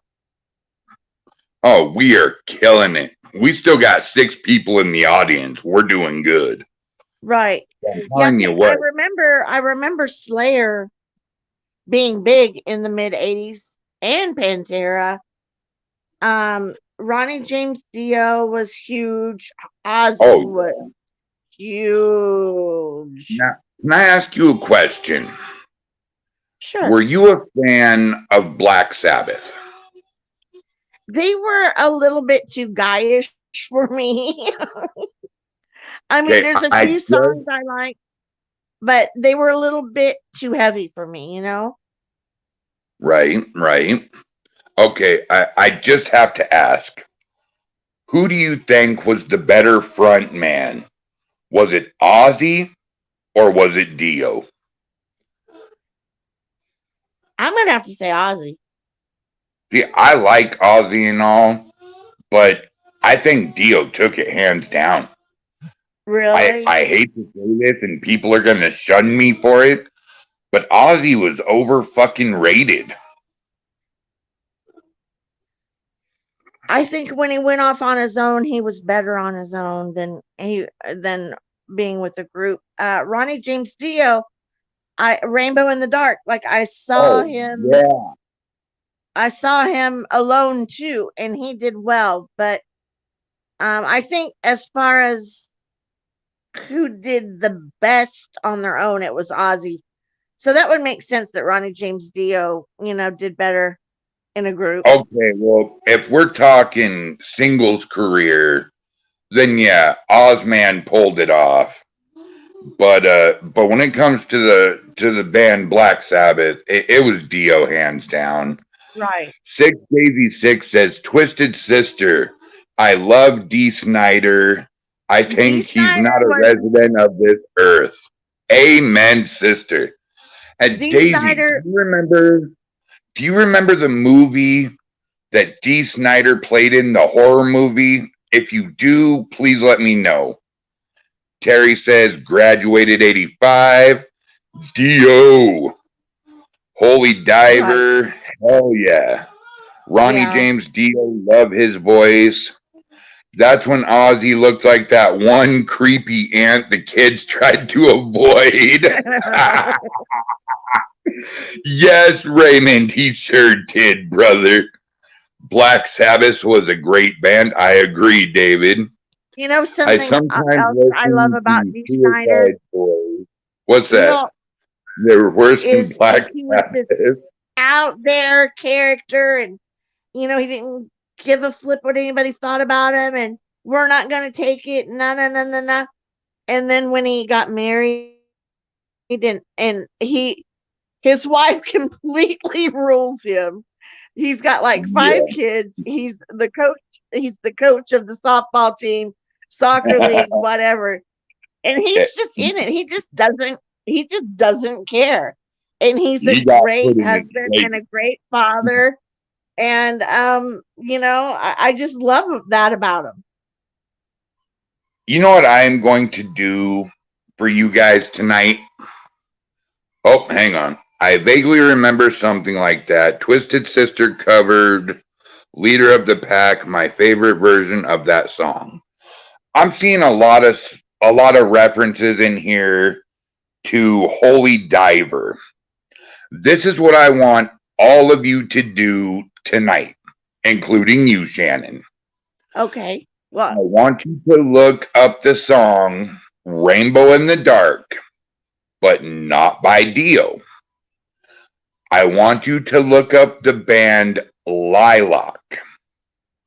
Okay. And for all of the second part of your homework, this is extra credit, folks. I want you to listen to Holy Diver, but not by the original artist.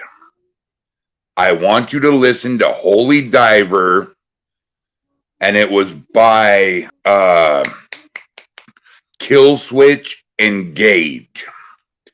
And I want you to tell me out of Kill Switch and the original singer who did it better, and out of Dio and Lilac who did it better and why.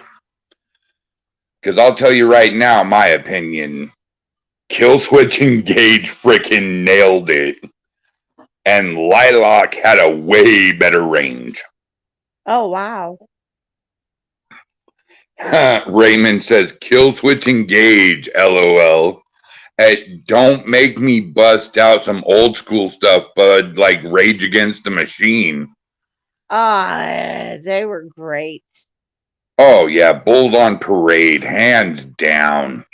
Right. They definitely took us into the 90s. You know, Nirvana, Rage Against the Machine, Hufflemoose. You know who we're forgetting that I'm really surprised nobody's mentioned yet? Judas Priest. No, Judas Priest sucked. What? I love Judas Priest. Dude, Billy Idol all the way. Billy Idol was my favorite. White Wedding, Cradle of Love, and Hot, yep. What was my other favorite one? I'll get back to that in a minute. But nobody has talked about White Zombie yet. Oh, yeah. Oh, my God, my favorite. 2000. You know, And, he was kind of along, too, of leading us into grunge. The Rebel Yell. Rebel Yell, yes. That's a great song. Thank you, David. You know, a really funny fact about White Zombie / Rob Zombie. He had a brother named Spider Zombie. And he had a short stint in the music world. He was known for his song When Worlds Collide. And that song was so popular, and yes, I'm going to talk about wrestling, that the original SmackDown versus Raw for the PlayStation 2, that was on that game. And you could use that song for entrance music. That's right, Raymond, my boy, Power Man 5000. And honestly, Raymond, I've only seen Zombie once. I saw him with Marilyn Manson in Montana. And I hate to say this, but Zombie sucked in concert, dude. He was bouncing all over the stage, which was cool, but he was running all of his songs together, changing them mid-song. He was drunk or high or something, but Manson stole the show. Really? Oh, yeah. He comes out and the first thing he does is grabs the Holy Bible and lights it on fire. Crowd goes nuts. Does his first couple songs, goes in the back, costume change, does a couple songs, goes in the back, costume change. And Marilyn Manson was awesome. I think Rob Zombie got spoiled with the studio, you know? Oh, yeah.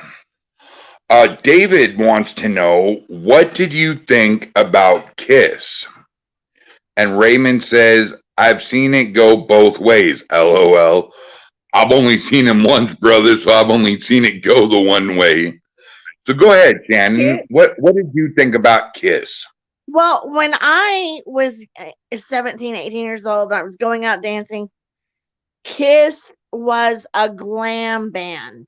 They Oh, started out this hard rock and roll, and I remember all the guys in my neighborhood on Halloween, every one of them dressed up as Kiss, and it was and they had a good hard rock edge to them. And then after about 7 or 8 years of popularity, they started going glam rock. And I don't know if I liked them as much then. I liked them, Hard Luck Woman's one of my favorite songs. Ace Frehley wrote that. But when they got into Lick It Up and all this stuff, they were okay. Raymond says Manson killed it during Ozfest 2003.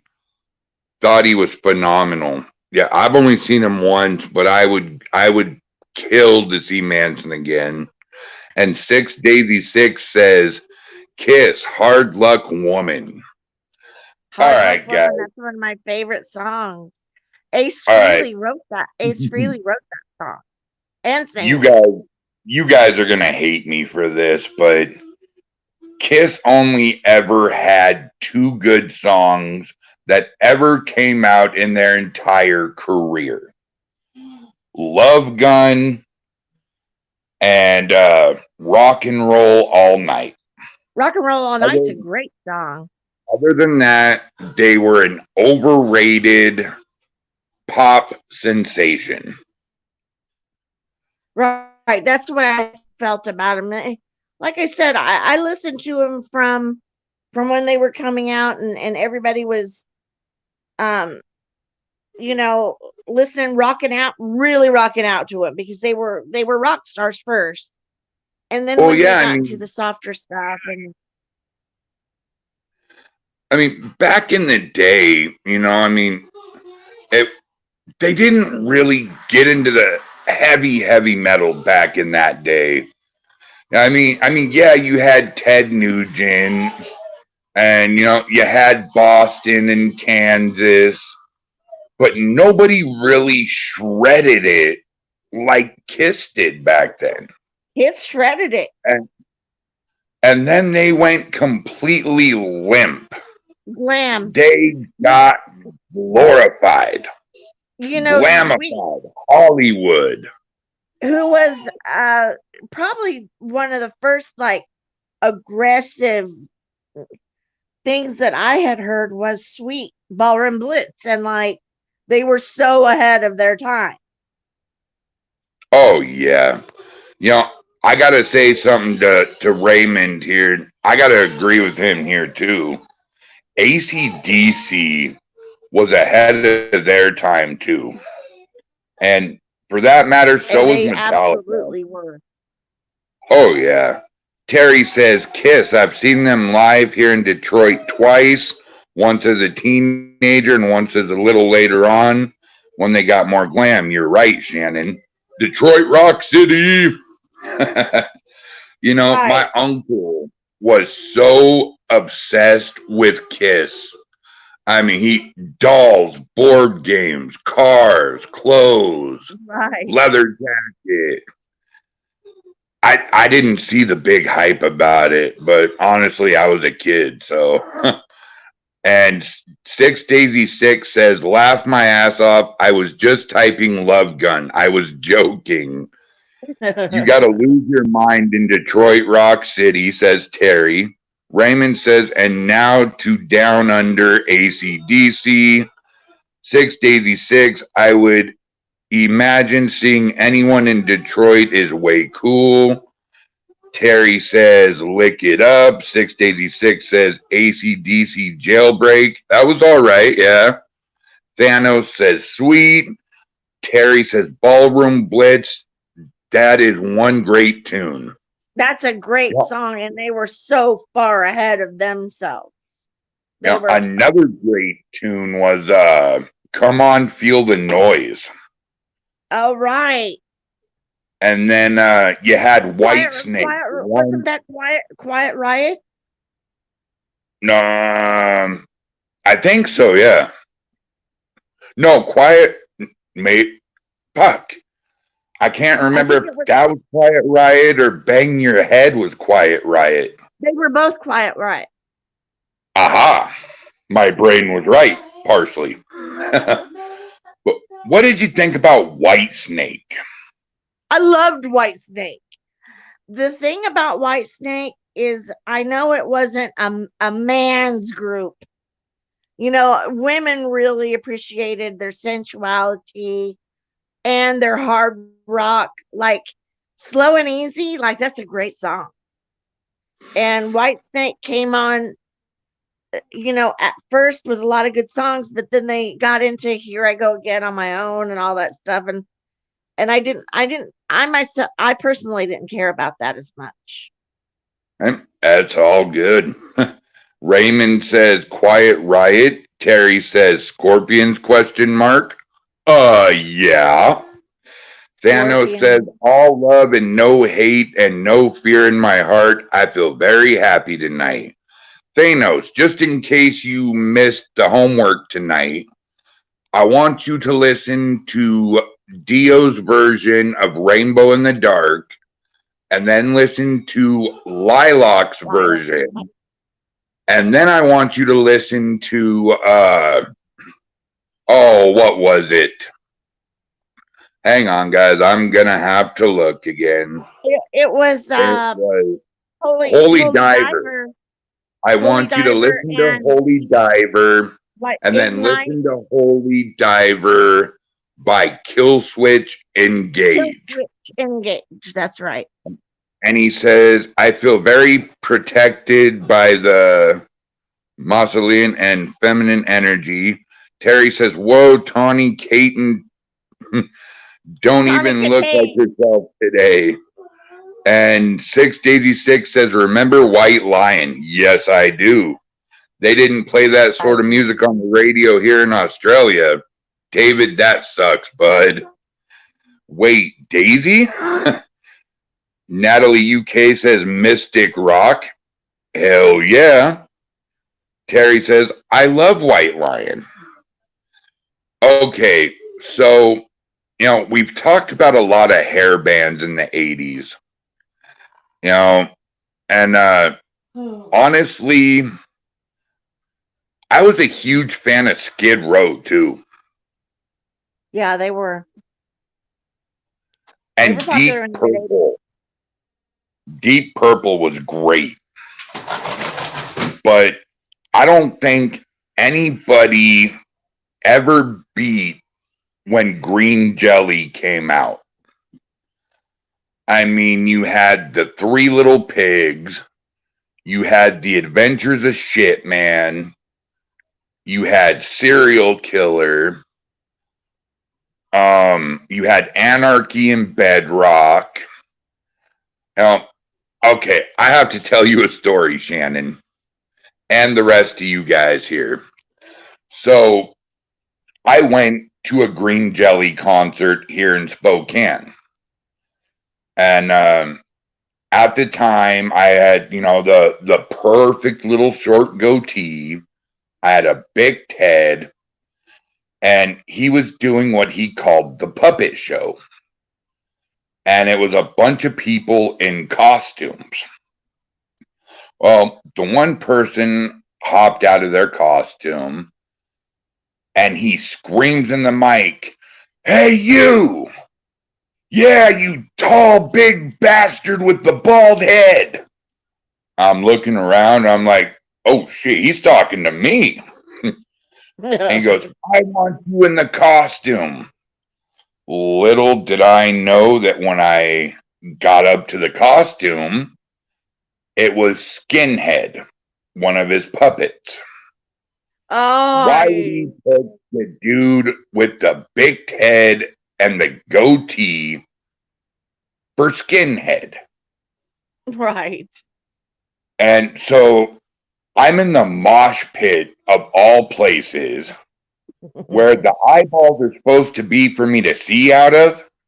They're down to at my chest. So I can't see a freaking thing. I'm getting knocked around left and right. And I took it for a couple songs and I was like, no, I can't do this no more. I got to see. And I go to get out of the costume and all of a sudden I feel the top of it just go whoop. And a drunk native got offended that I was in the skinhead costume. And this dude was trying to beat up the costume. Oh no. So he got kicked out of the bar. And we get closer, we're over here where there's a bunch of the stairs that goes up to the balcony. And then he plays my song. He plays the Three Little Pigs. Now, Shannon, this next part, I will swear on my kids, is true. This little 5 foot nothing guy jumps off the stage, comes right up to me, and I'm not kidding you, he stands maybe to here on me, and he shoves the microphone in my face when it's time to say, little pig, let me in. Right. I got to growl with green jelly to this song. Aww. And then he uses me to get up on the outside of the stairs, and he's doing some weird thing on the balcony. And then he comes down a song or two later, and I actually walked out on that concert because of something he did that grossed me out so much that I had to leave. Oh wow. So he takes his whiskey drink and he says, who's going to drink from my other word for testes? And pours the drink down his pants, and some dude comes up there with a straw. Ew. Yeah, and I'm not going to finish it. I turned around and went to the bar. Yeah, I would have walked out too. But that Three Little Pigs song, though, it holds so much sentimental value. My uncle introduced me to that song when I was 6 or 7, and we'd just drive around blaring it. And when my nieces and nephews were young, I would turn on the morning playlist, which always started with Green Jelly's Three Little Pigs. My nephew Leo, though, my autistic nephew, had a obsession with Drowning Pool's Bodies. Uncle Bubba, play Body Hit the Floor, Body Hit the Floor. Oh. And he would sit there and freaking head bang in the back of the car as I'm taking these kids to school. And man, No. I wish I could go back to those days, man. It was so much fun. I had so much more energy. I know, right? Oh man. So Shannon, is there anything you want to add to the monstrosity that was supposed to be black-eyed children, but turned out to be the talk of monster rock? Awesome. No, I think I've got everything in there. What do you think they are? I think they're Ozzy Osbourne's offspring. Oh yeah. You got to admit, Jack Osbourne looks like one of them kids. He used to. He's lost a bunch of weight, and him and his kids went through it, but they kind of bounced back, and they're kind of amazing kids now. No, I'm talking when they were little, though. He was a creepy little bastard when he was little. Yeah, he was a little creepy.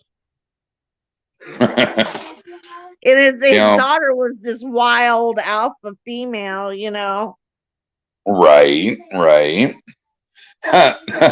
Terry says, it turned out to be the black-eyed peas. Right. Oh, man, I didn't think we were going to get so fergalicious in here. Yeah. Oh, guys, I'm sorry it hasn't been all about paranormal tonight. Yeah, I can't keep my mind focused on paranormal tonight, guys. There's just sometimes you just gotta let loose. Right. I And really enjoyed myself tonight. this is Shannon's first time. I didn't want to scare her off with all my awesome knowledge and big bulging muscly knowledge of zombies and everything else. So is that what you Sorry. think they are? Is zombies? What's that? Oh, the black eyed. zombies? Yeah, I think they are a form of zombie, actually. I think they're gray alien skinwalkers that are propelled by nuclear fuel. 6Daisy6, you are such a sweetheart. That's okay. I enjoyed this a lot. This was amazing. Raymond says, if you've ever worked in a nursing home and heard these residents talking about the little kids in the room, that would be a little creepy. Yeah, and I do think, though, a lot of spirit guides are kids so they don't scare people.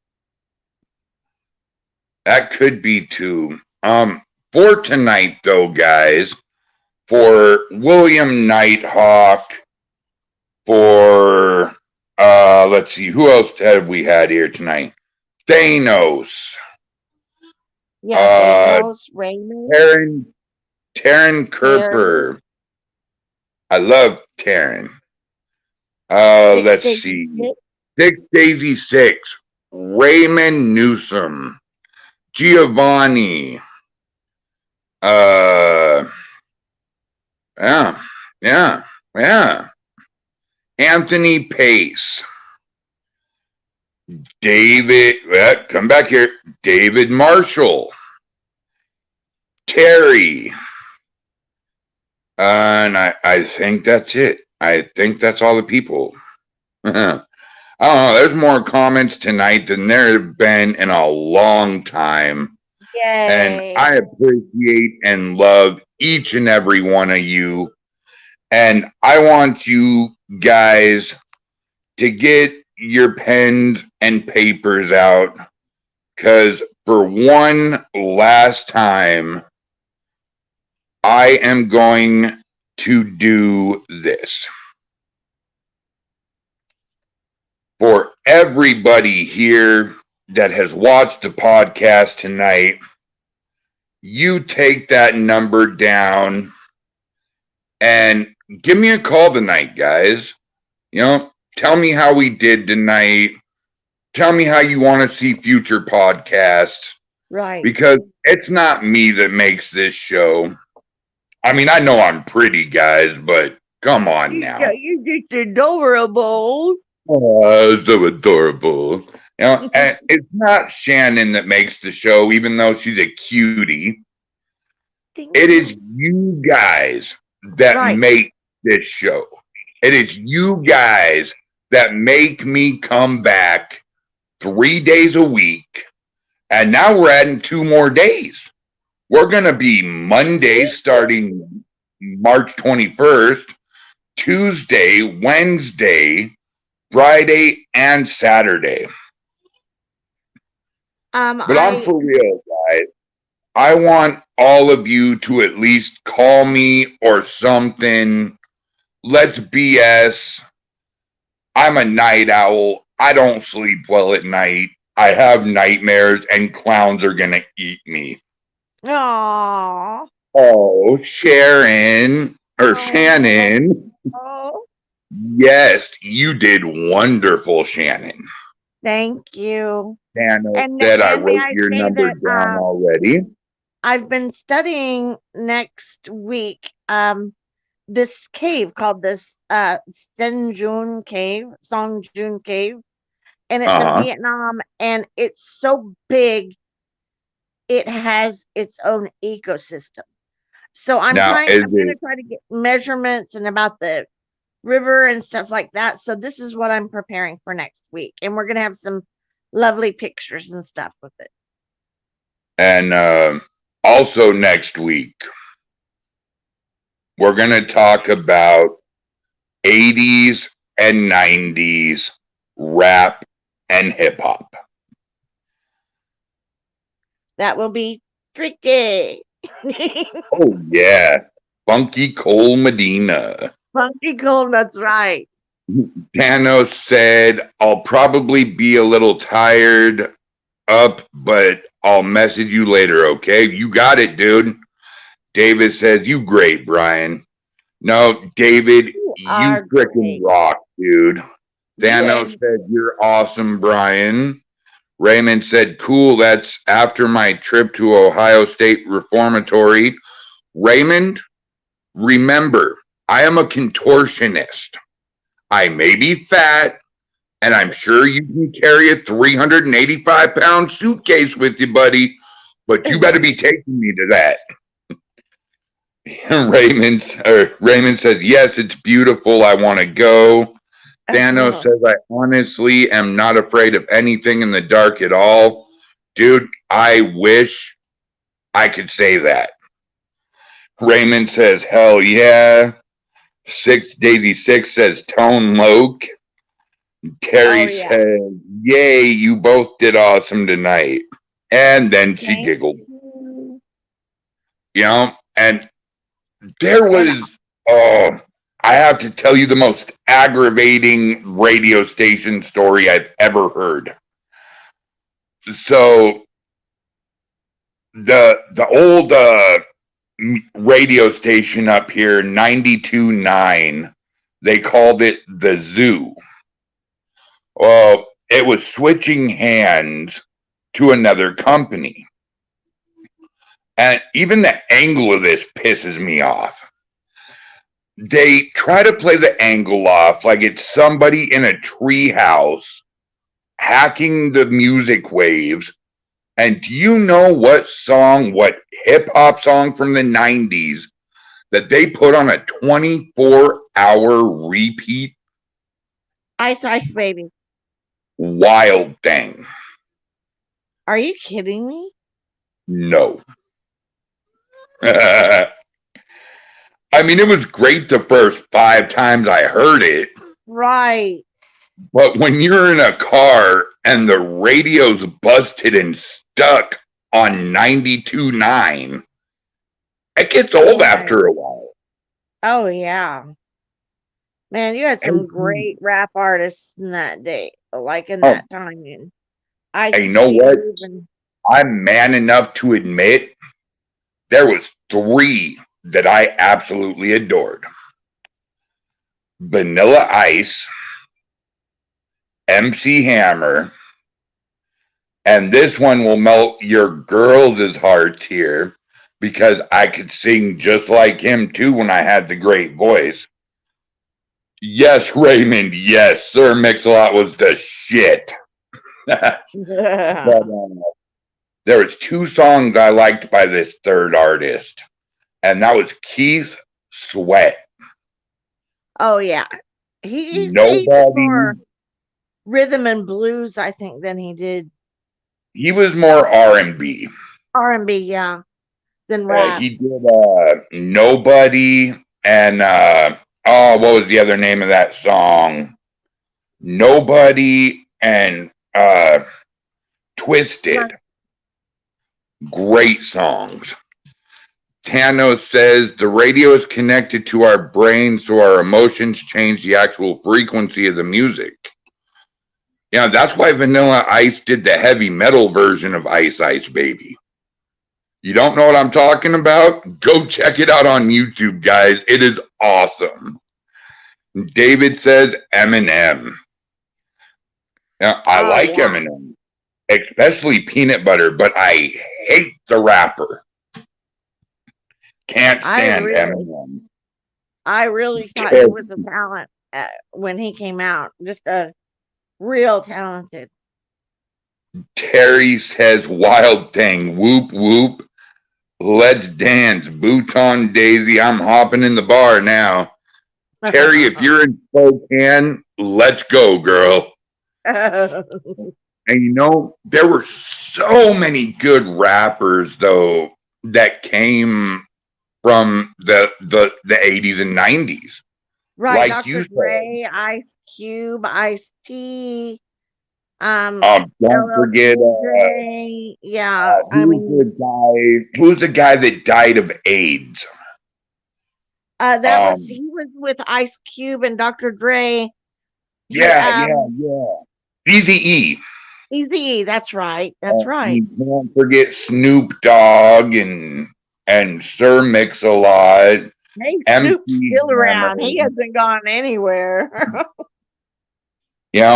I will tell you that to this day, I will still get in my car and it'll be a toss up and I'll have to turn it on random because I really don't know what to listen to when I get in the car.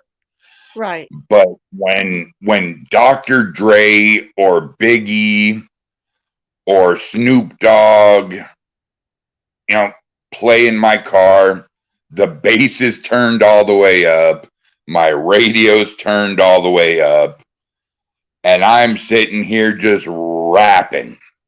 It's a good day. Oh yeah. I will tell you though, the best rap song of all. What do you think it is, Sharon? What's the number one best rap song from the 80s and 90s? Boy, I don't know. I liked MC Hammer a lot. Turn this mother out. Oh yeah. What in your opinion, what is it? In my opinion, I would have to say Nate Dogg and Warren G's Regulators. Oh, yeah. Now, you get my sister, my older niece, my older nephew in the car with me, and that song comes on, people will hear us 3 blocks away. Right. And it's A not lot the of people music, would it's probably our have said singing. Gangster's Paradise or something like that, because it was I kind of a, completely forgot about Coolio. yeah, Coolio. It was kind of a prolific song. Not many people know this about Coolio, but did you know he's a juggalo? What's a juggalo? Insane Clown Posse. I think I had heard of that before. All their fans are called juggalos. Now, didn't you know. have your juggalos that are like family, and then you have the juggalos that go out and cause a bunch of mischief because they think they're a gang and get Right. ICP put on the FBI's hot sheet and give all juggalos a bad name. Right. I won't be afraid to say it on camera for everybody out there that said ICP, whoop whoop. And I'm going to probably get in trouble in the back for that one, guys. So somebody better be bringing me some key lime pie tonight. They're just kind of in a genre all of their own. And here's my thing too, it's music. Music has never in its life hurt anybody. Right. Unless somebody's swinging a guitar. Which I have seen drunk as a skunk swinging a guitar at the lead singer. It was quite funny. Great Malenko, Right. 686. Okay, guys. favorite ICP song before we end the podcast. I will start, and it's a cross between the Hall of Illusion and Tilt-A-Whirl. Yes, Raymond. Yes.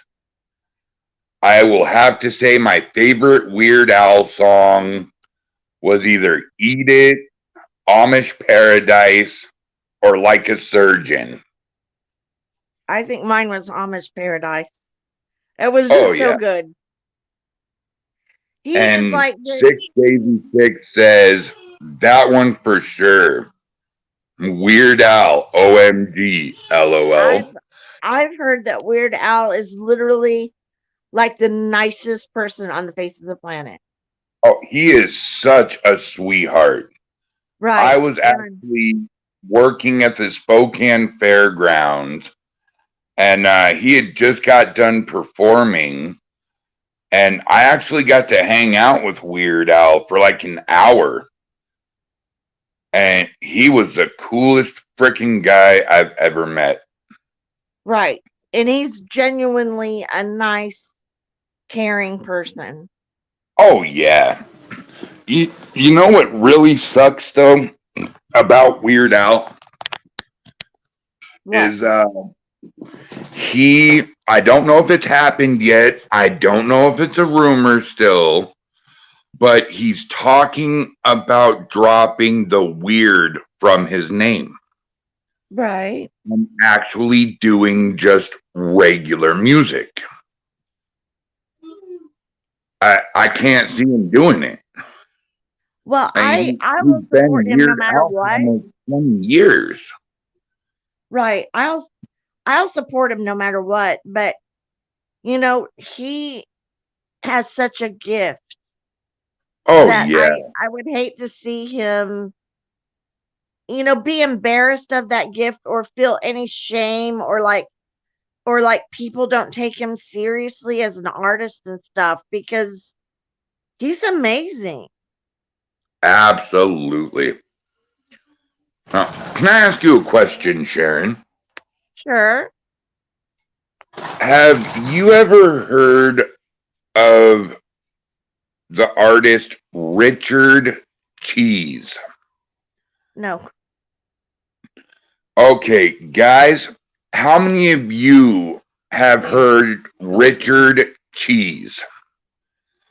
Well, here's who Richard Cheese is, Shannon. You say you like Disturbed. Yes. You like Down with the Sickness. I love the song. Okay, you like System of a Down. Love System of the Down. You like Chop Suey.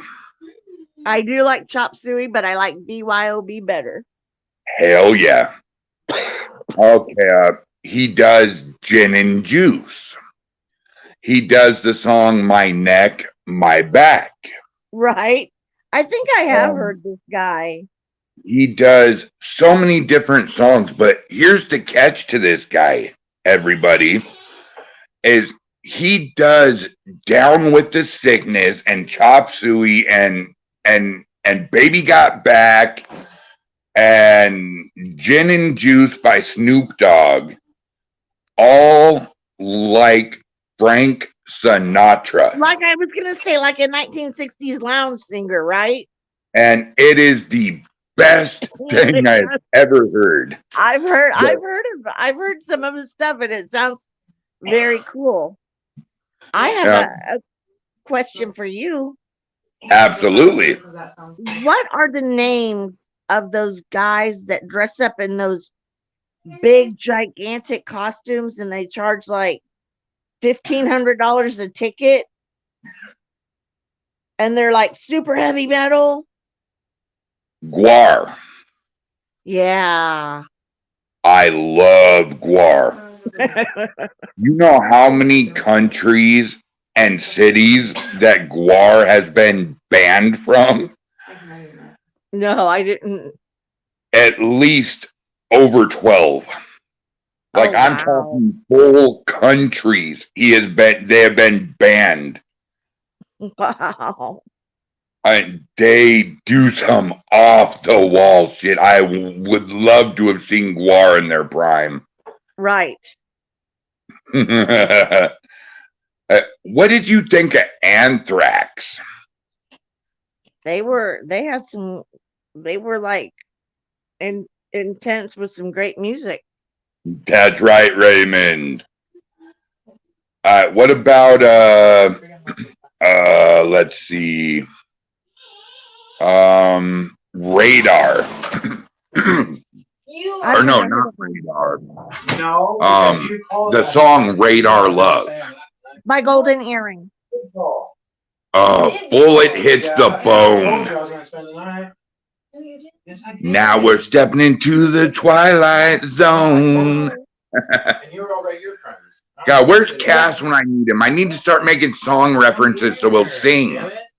Right. I'll be right there with you.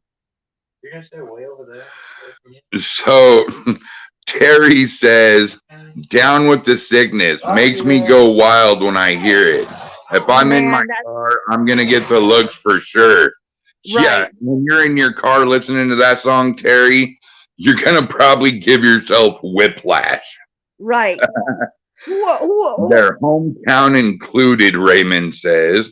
Radar Love, another good tune. Yes, yeah, indeed. Radar Love is a great song. Golden Earring was kind of ahead of their time as far as the intensity and the hard edge. And the sad thing is how lack of attention they got, though. I mean, they weren't really that noticed. Right. I mean, they were noticed for Radar Love. They were noticed for Bullet Hits the Bone. But other than that, nobody had ever heard of them. Right. Twilight Zone was huge in the 80s. Oh, that's still one of my favorite songs today. You know, I'm going to bring up a group, and it's not heavy metal, but okay. I just kind of stumbled across them, and I forgot how huge they were in the 80s. Tell me. The Babies. The who? The Babies. Who the hell's the Babies? John Waite. Remember John Waite, Missing You, and huge in the 80s. Okay, yeah. Okay, he sang for that group.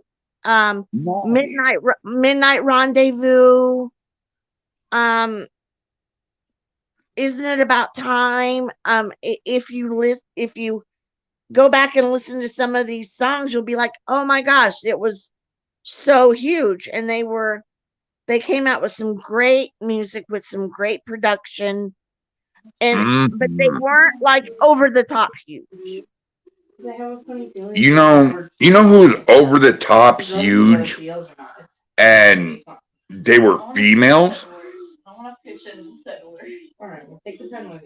We haven't even talked about TLC yet. TLC is insane. We haven't talked about Salt and Pepper yet. Salt and Pepper was insane. En Vogue was good. En Vogue was great. And you know what? For the boy band that they were, the New Kids on the Block had a couple of good hits. And I'm a man who admit that. Right. A metalhead admitting that some New Kids on the Block is good. I better not go anywhere for the next week. I might get my ass kicked. I can see our crowd out here grabbing sticks. Right. But we didn't mention Joan Jett. We haven't mentioned Bad Company, Deep Purple. Oh man, Poison. Poison was great. Joan Jett rocked out. I love rock and roll. Do you want to touch she took female, and I liked it. Pat Benatar was huge. Ooh, I got a song for you, Shannon, that you're gonna be like, oh my god, I forgot about that song. I love those obscure songs I forgot about and being like reminded of them and stuff. All right, here we go. Runaway Train. Runaway train, never looking back. Wrong way on a one-way track. Seems like I should be getting somewhere. Right. Who sang that song? The Soul Bangles? Asylum. No, Soul Asylum. Soul Asylum. Okay. David, yes, dude, thank you. The Coop. Poison and Feed My Frankenstein and Teenage Frankenstein. Raymond, there are too many good ones. Amen, brother. Terry, yes, Pat Benatar. 6 Daisy 6, the movie about the Runaways is one of my favorites. And you know, actually, about music, I have a movie for all of you to watch. It is called Repo, the Genetic Opera. Oh. And it's got the dude that played Otis in the Rob Zombie films. 6 Daisy 6, Soul Asylum, Atta Girl. Terry says, what's the movie called? Terry says, Alice Cooper. 6 says, I think it was just Runaway Train. I'll look. Terry says, oops, we mentioned him already. Thanos says, has anyone watched the anime called Hellsing Ultimate? Yes, I have. Raymond says, own it. Terry says, okay. Honey, are you getting sleepy over there? I'm just a little bit, but I'm listening to everything. I'm having a really good time. Oh, you can't be fidgeting with stuff. You're my co-host. You got to talk I to me. know. I'm sorry. No, You I are was not thinking- making a first good impression. I was thinking about female singers, is what I was thinking about, Ooh. because we did kind of leave them out, you know. Okay. And I got you. There was a band, Go-Go. all I'll female. tell you who made a hit in the 80s as far as female singers, the Go-Go's. I'll tell you who had the hits in the mid to late 90s and early 2000s for heavy metal, all female. Kitty. I've never heard of them. Oh, look up the song Spit and Brick. Okay. Now, I have a question for you. Have you ever heard the remake of Brick in the Wall by Korn? No, I love anything Korn does, though, and I could imagine that would be amazing. I want you to listen to them two songs, Pink Floyd and Korn, and I want you to tell me which one you prefer. I can already tell you I'm going to prefer the Korn one. Yeah, me too. But you know, you mentioned Primus earlier, and I do like Primus, but Primus touched my heart when they did a remake of Imagination from Willy Wonka and the Chocolate Factory. Jerry was a race car driver. 6 Daisy says, yep, the Runaway Terry 2010. It's really good. Terry says, Vixen. Raymond says, Kitty. I have seen them live. I hate you, Raymond. Not really. I love you. Lita Ford was huge, wasn't she? Oh, yeah. Terry says, okay, great, Daisy. Thanks. Raymond says, yes. Let's see. Tater, give us some 80s, 90s, whatever, female bands. Ooh, what about that band that sang My Desire? Who did that? You know, the I'm Your Venus, I'm Your Fire, Your Desire. Wasn't it the Bangles? No, not the Bangles. It wasn't Earth, Wind, and Fire. I'm Your Although that was an all-female band. Fudge. I always can never remember who did that song. It's a great song, though. Not Ace of Base, no. Oh, no, not Ace of Base. What was your favorite TLC song? Creep. Red Light Special. Yeah, that's a great song. Favorite Salt and Pepper song?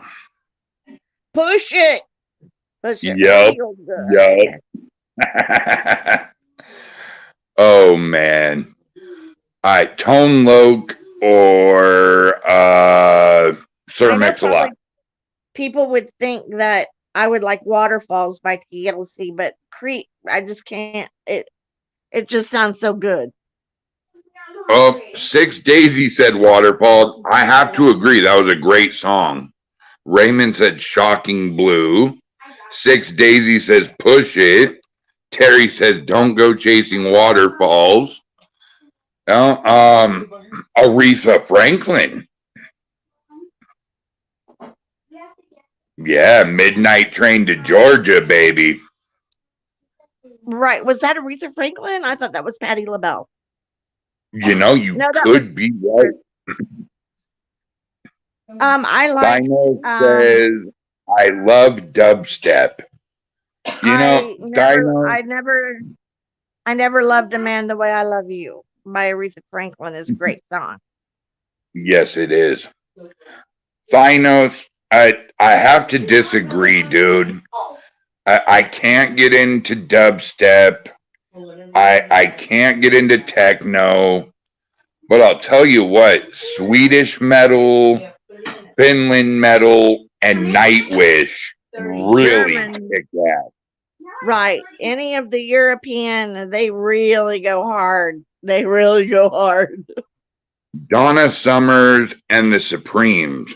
Raymond says that's the group who sang I'm Your Venus, Shocking Blue. Really?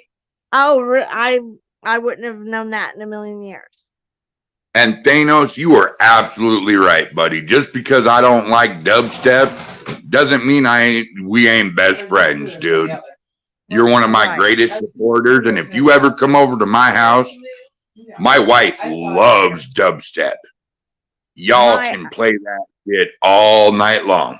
I might even get up and dance for a little bit. Thanos like dubstep. It all started with techno. Donna Summers. Donna Summer was everything in the 80s to me. Like Diana Ross did good too, but Last Dance, Donna Summer, she died last year. She died last year, and I dedicated that song to her on my Facebook page. Yeah, Raymond just brought up a really great band, Rammstein. Dude. Oh yeah, they were. Du hast mich. Right. They Raymond, were hard. They were hardcore. They were a one-hit wonder, though, dude. I mean, that song was great. But when they came out with the English version, number one, it made no sense. Right. And number two, it just ruined it for me, man. See, Terry says The Rockets. Thanos says, I would love the company too, but I live in Virginia. Holt was good. Courtney Love rocked out, regardless of what everybody says about her, but she rocked out. Yeah, she killed Kurt Cobain. I know. But Cole was freaking awesome, though. I will give her that. Right. Six Daisy says, who remembers Mr. Big? One-hit wonders for sure. Oh, that's a great song, Just to Be With You. Oh, my gosh. Oh, yeah. Raymond, you're in Kentucky. Dude, Raymond, you really need to call me after the podcast now, dude. Me and you really need to have a chat really bad. We're going to rock out. Six Daisy says, I do love that one. Okay, so I have a soft spot for squishy music. Me too. Now, who remembers Luther Vandross? I remember Luther Vandross. Always and forever. Oh, yeah. Oh, yeah. Love it. Boys to Men, too. Al Green, Let's Stay Together. Hey, you know, I'm going to admit something, and I was a kid when this happened, so nobody judge me too hard on this. But me and my two best friends won the third grade talent song or the talent show by doing Boys to Men's Motown Philly. And I used to serenade my wife all the time with the song On Bended Knee, Water Runs Dry, and I'll Make Love to You. Oh, Motown Philly's a great little song. Oh, yeah. Global says, I get the first call, uglier than me. Ha ha. Screw you, you old bag of dirt. I love you, Eldon. David says, right said Fred, I'm too sexy for my shirt. Oh, so yeah. Sexy it hurts. I'm a model, you know what I mean. But I'm doing And I it do on my for sexy the walk catwalk. on the catwalk. Have you heard of anything by Kurt's daughter? Look her up. No, I haven't, brother. Me three. Raymond says, I do. And her name would be Frances Bean would be her name. Terry says, I'm a sucker for rock ballads. You and me both, honey. Six Daisy says, awesome. Yeah, that's why I had to pick Tesla, because Love Song is absolute perfection. Okay, if we're going to talk about perfection on a love song, then we need to look no further than Tracy Bird's Keeper of the Stars. I don't know if I've heard that. I'm sure I have. It starts out, it was no accident, me finding you. Someone had a hand in it long before we ever knew. Now I just can't believe that you're in my life. Heaven smiling down on me as I look at you tonight. That's the first chorus to that song. Oh, that's beautiful. And I can't sing that song anymore. That song is way too high pitched for me now. You know what is a great little song that the Rainbow Connection. Remember who sang it? What is the little puppet? Kermit the Frog. Kokomo by the Beach Boys. Oh yeah. I forgot how popular the Beach Boys were in the 80s with that one song alone, you know? Right. Six Daisy said David Marshall, good one. Terry says, hey, Macarena, I. Terry laughy face. Six Daisy said the very first thing my son ever heard was his daddy singing Love Song. Terry says Kermit. David says Kermit. You know, Six Daisy, I used to do something for my daughter. So my dad was very musically inclined. As a matter of fact, the whole McCraw gene was very musically inclined. And back when I was a kid and we lived in the Dalles, every Sunday, well, not every Sunday, but at least once a month, my uncle would come into town. My dad would go to my grandma's, and they would pretty much serenade my grandma. And, they'd play guitars and they'd sing all pretty. And my grandma would record it. And my dad used to do this song called Little Cindy Sue. And it started out, Little Cindy Sue, your eyes are blue. Your hair is golden brown. When she walks and talks to you, she'll make you feel real proud. Little Cindy Sue, how do you do? You're the cutest little girl I ever knew. Aww. And there was 2 more verses to that. But when my daughter first came home for the first year of her life, I would rock her to sleep every night singing that song to her. Aww. Then my dad would get in trouble by my grandma. Every time he would do his British accent voice and sing this song called It's So Nice to Be Stoned. And it was great. Oh yeah, he just did it because he knew it'd get under his skin and she'd be able to get onto him a little bit about it. Right. Raymond says, I am sure you can kill the bass line to Elvira, Brian. LOL. You know, Raymond, I'm not experienced with a bass, man. I can play 80s power chords on a guitar, but that's about it, man. I was a better singer.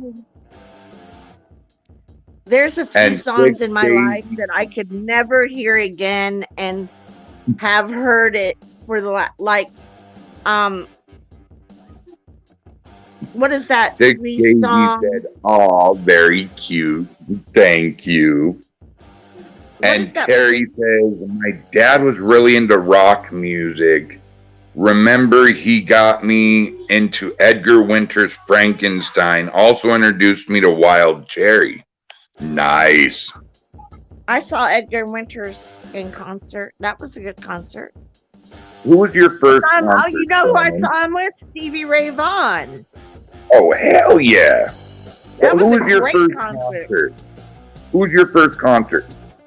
Heart. Heart? Nice. Yeah. Heart and the Motels.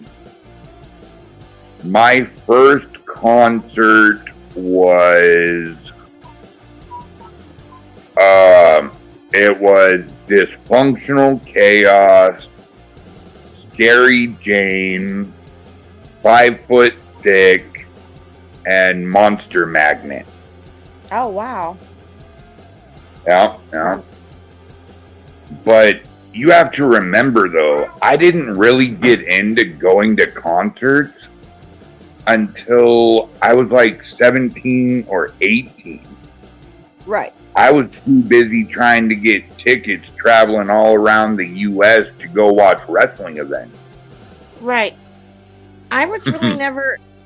I went to some good concerts because in my day, guys would take you out to concerts for a date, you know? Right. But I really was never so crazy about them because I like music and I like aggressive music, but I don't like to hear distortion. Yeah. And it would almost sometimes be too intense for me. You want to hear something that's too intense for you? Are you playing with your computer right now? No. You are too, you fibber. No, I'm not. I promise I'm not. I don't have a computer. Oh, damn it.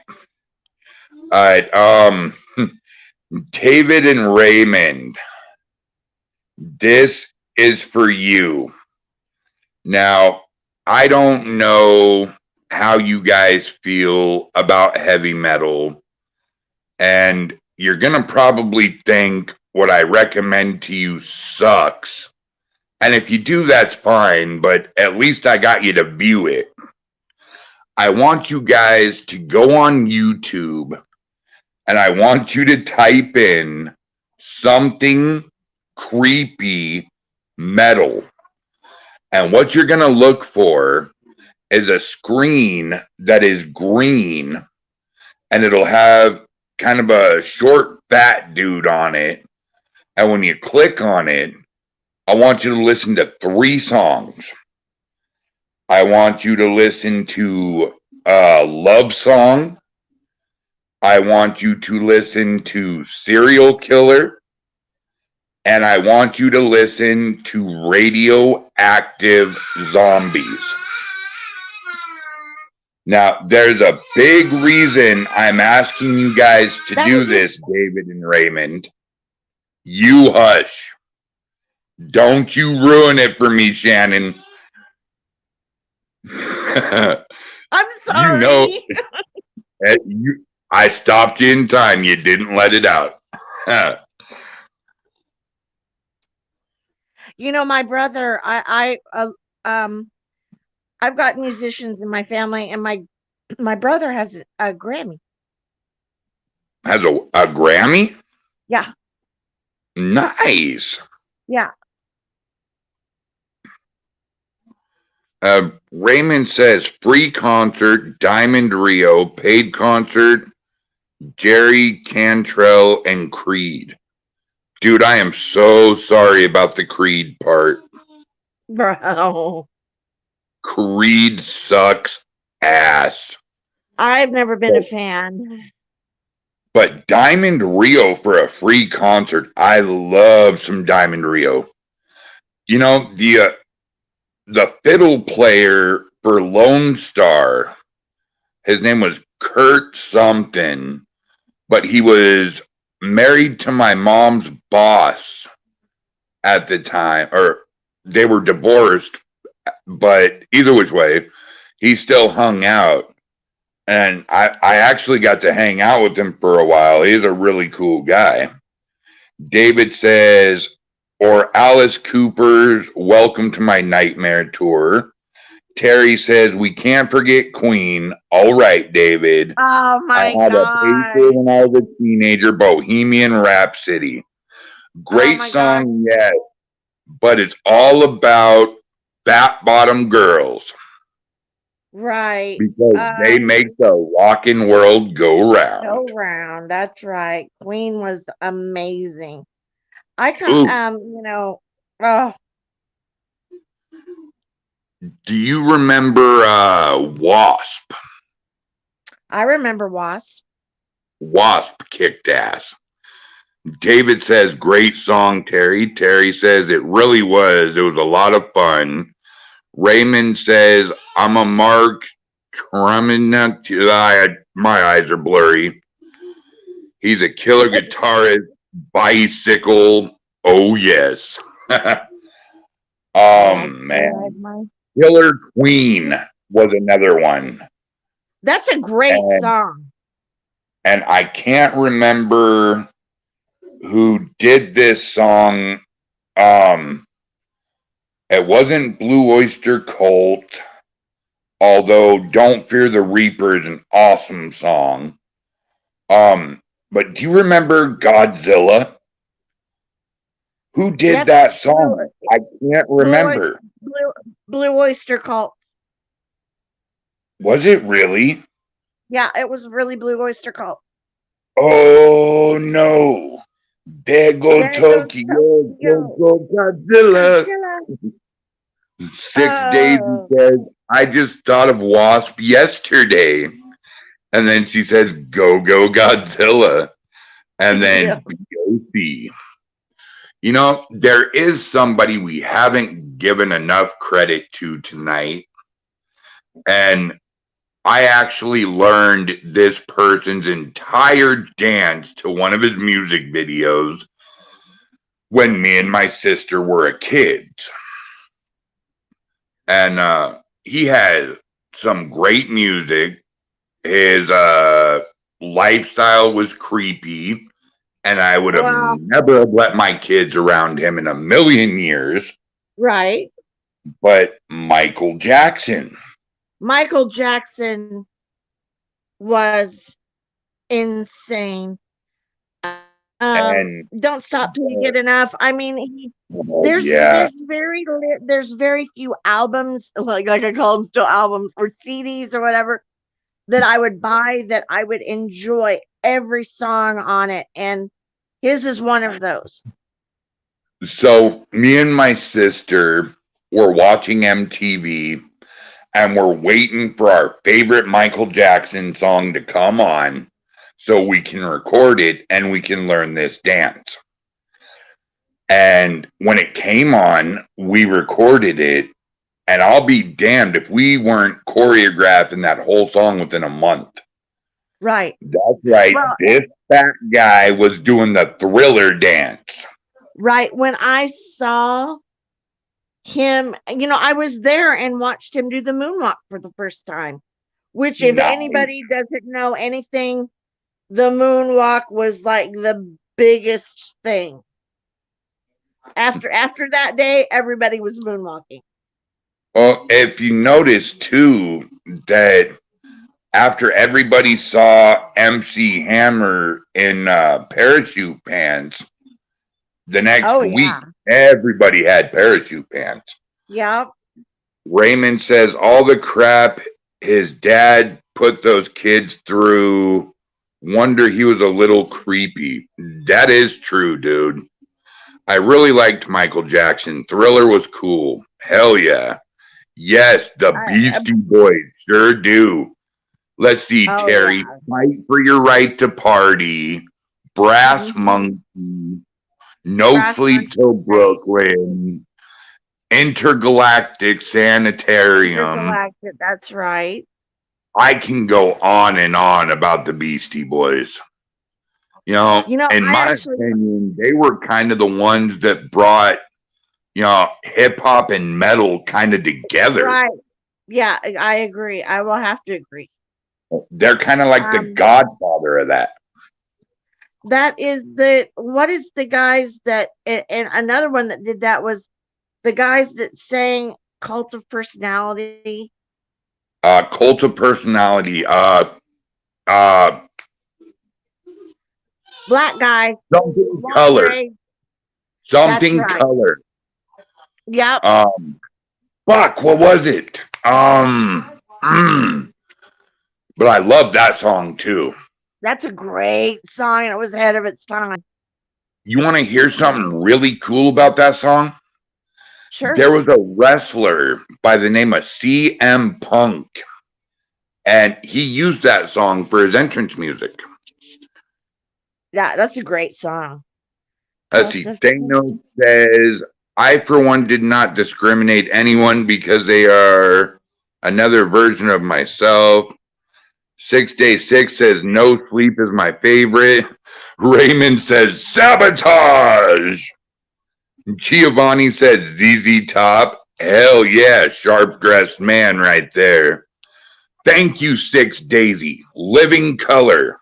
I was going to say In Living Color. That's what I was trying to say, too. Raymond said Living Color. Ooh, Terry brought up a good one. Lenny Kravitz. Lenny Kravitz, one-hit wonder. If we're going to talk about all them, we better start talking about... But he's fine. about, oh my God, Jimi Hendrix. Oh, yeah. Yeah. Mm-hmm. Yep. In Living Color was the TV show. Yes, it was 6 Daisy, but In Living Color was the shit. Right. But that group, Living Color, with the Cult of Personality, you had this guy just completely rocking out and swinging these long braids around, and it was just a really cool new concept that I liked a lot. Nice call, David. Prince. I didn't really like this guy singing as much as I liked him in a really cool movie called The Labyrinth. But David Bowie. Man, he's one of my favorites. And And I don't like, well, I kind of like some of the old David Bowie songs, but not the spaceship songs and but Eyes Without a Face wasn't bad. yeah, but Let's Dance, that's probably one of my favorite CDs. I'd have to say my favorite song he ever did was actually from The Labyrinth, and it was Dance the Magic Dance. Have you ever seen that movie, Shannon? I tried to watch it. It's kind of a guy's movie. Did you at least get to hear Ludo talk? And it's very possible because Jennifer Connelly was in that, right? I believe so, yeah. It was Jennifer Connelly and David Bowie and All right, 6 Daisy 6. I want you to tell me if this sounds right. Sarah, friend, smell bad. Haunted Kentucky, what's up, dude? Let's see. The Labyrinth is epic. Hell yeah, 6 Daisy. Beautiful one, Bowman. Raymond says, hey, Luke. 6 says, laugh my ass off with a laughy face. Have you ever heard of the Escape Club? yes, actually. What did they do? Okay. Here's what I want you to look up by the Escape Club. And this is the ultimate stalker song. It's called Edge of Your Bed. Ew. 6 Daisy 6, Wild Wild West. Yes. Haunted Kentucky. Sup, Raymond? Oh, let's see. Shake for the Chic. Yup. That is true. Raymond says pretty well nailed it. Thank you, man. Yeah, I've actually been working on that for years. I used to be able to do a really good goofy laugh too. I don't know what the hell happened with it, but it was pretty epic. But the song I want you to look up is called Edge of Your Bed. I'll give you the first part. I'm standing on the sidewalk looking at her window. She just got out the car and walking down the road. I can't believe that she doesn't want to see me. I can't believe the things that I've been told. I'm a jealous man. Walk away. I'm a wounded man. I miss you, honey. Hey, hey, hey. This dude's talking about having a cup of coffee, a pen and paper. He's got everything he needs. Right. Hey, Escape Club had another real popular song too, right? What's that? Didn't they have another real popular song, Escape Club? Yeah, the Wild Wild West. Oh, Wild Wild West. Okay, yeah. And, speaking of Wild Wild West, there's two bands that we totally left out of this conversation. What's that? Yeah. Well, first of all, the B-52's Love Shack. Right. And Robert Palmer's Addicted to Love. Addicted to Love and Heat. He had a few good songs, actually. And all right, I'll admit it. Judas Priest, You Got Another Thing Coming was one of my favorite songs growing up. And Living After Midnight, thank you very much. No, I did not like Living After Midnight. Love that song. But I will tell you one of my favorite super ultra mega 80s bands. Def Leppard. Photograph. Photograph. Pour some sugar on me. Foolin'. Man, I could go on and on about Def Leppard.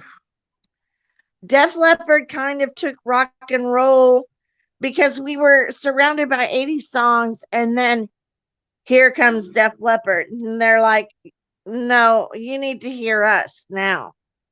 And Right. And then you got Photograph, Queen's Riot.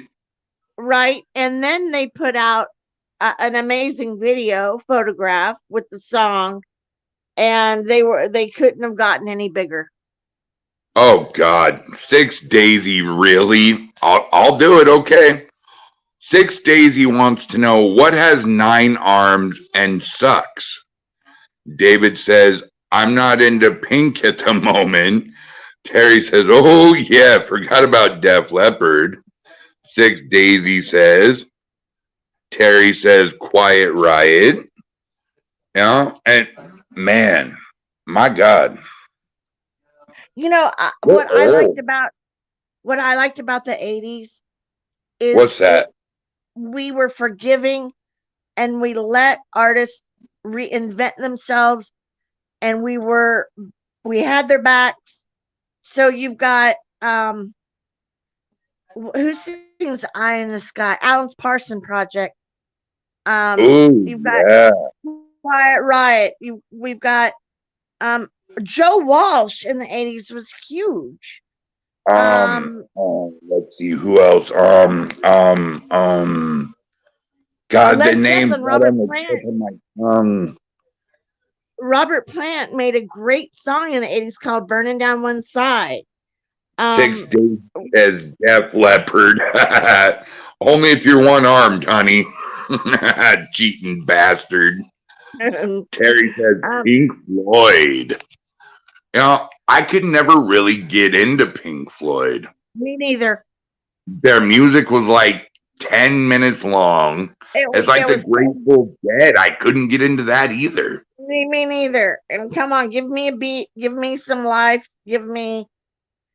But yeah, like in the 80s, I felt like because our artists were rock and roll artists were kind of reinventing themselves. No, music was so much better in the 70s and 80s.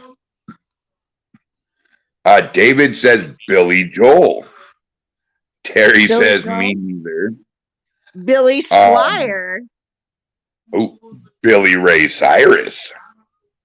Yeah. Don't tell my heart, Mikey breaky heart. Elton John. Yeah, he wasn't really up my alley. Well, he did. That's why they call it the blues. He had some really nice songs in the 80s. He transitioned well from the 70s to the 80s. B.B. King was good too. The Sopranos. Right. But Billy Joel also transitioned well from the 70s to the 80s. Raymond says, look up a band called Hurt. All right. Ooh, what about Rush? No. I saw them in concert. Candlebox. Candlebox was good. Candlebox was Bread. good. Can't forget Bread. Left Behind. Oh, Bread was like the sappiest, literally the sappiest stuff, but it was good music. Ooh, David brings a good one. Bruce Springsteen. I never liked him. Let's see. Raymond says, I live in Billy Ray Cyrus's hometown, LOL. Billy Ray Cyrus had a song called Burn Down the Trailer Park. It's a must listen. Yellow Brick Road album was pretty good. Let's see. Bush. Oh Bush my gosh, Machine Head. I mean, yes. I feel like with them and Nirvana, they just kind of rocked us into the 90s. Glycerin too. Right. Oh, but Machine Head, oh my gosh. You want to hear something funny? So I had to choose between 2 names for my daughter. Now, my daughter was either going to be Pantera Rose, which obviously she is, but the other name that was chosen for her was Nirvana Lynn. Oh, that's cute. Raymond says Bob Seger, Soundgarden, Spoon Man, dude. Yes, Spoon Right. Man. I Don't like think, Bob Seger. and I'll tell you, I don't think he killed himself. No. Alice in Chains. Good one. Bruce You know, Springsteen had a song called The Wrestler. It's a movie ballad and really good. STP, yeah. Stone Temple Pilots. right. Six Daisy says, I like Pantera Rose. Me too. She's an asshole, but I love her. Black Hole Sun. Yes. I thought that, you have your hard rocks, but then you have your middlers that like Bob Seger, like the Eagles, like Ooh, they're just Hotel kind of California. right, but they're kind of people that bands you take for granted because they put out so much good music and it doesn't go one way or the other. Alabama. They were good too. Shannon.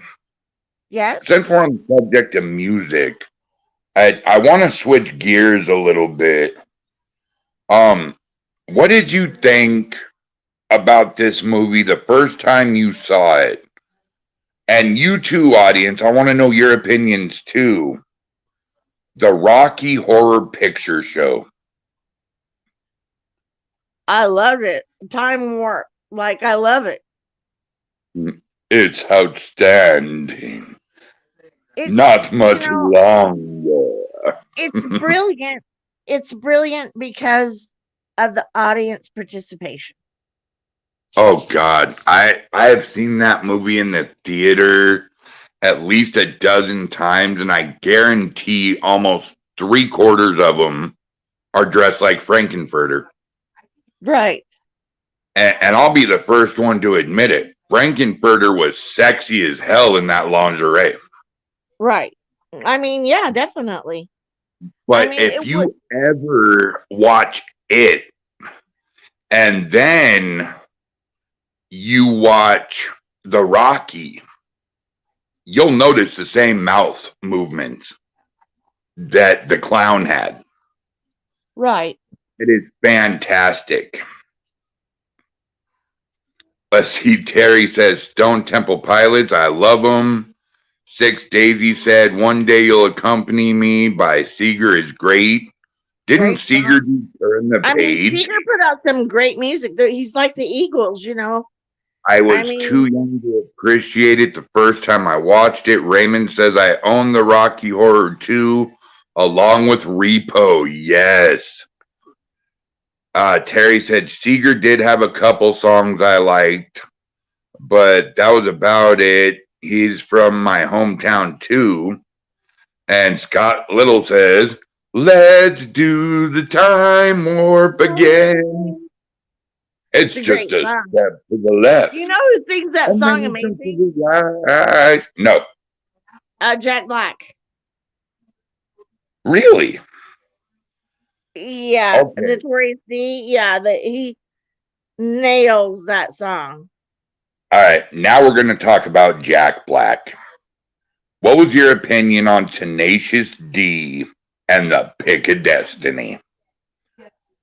I like it, but it's not really music to me. Really? Yeah.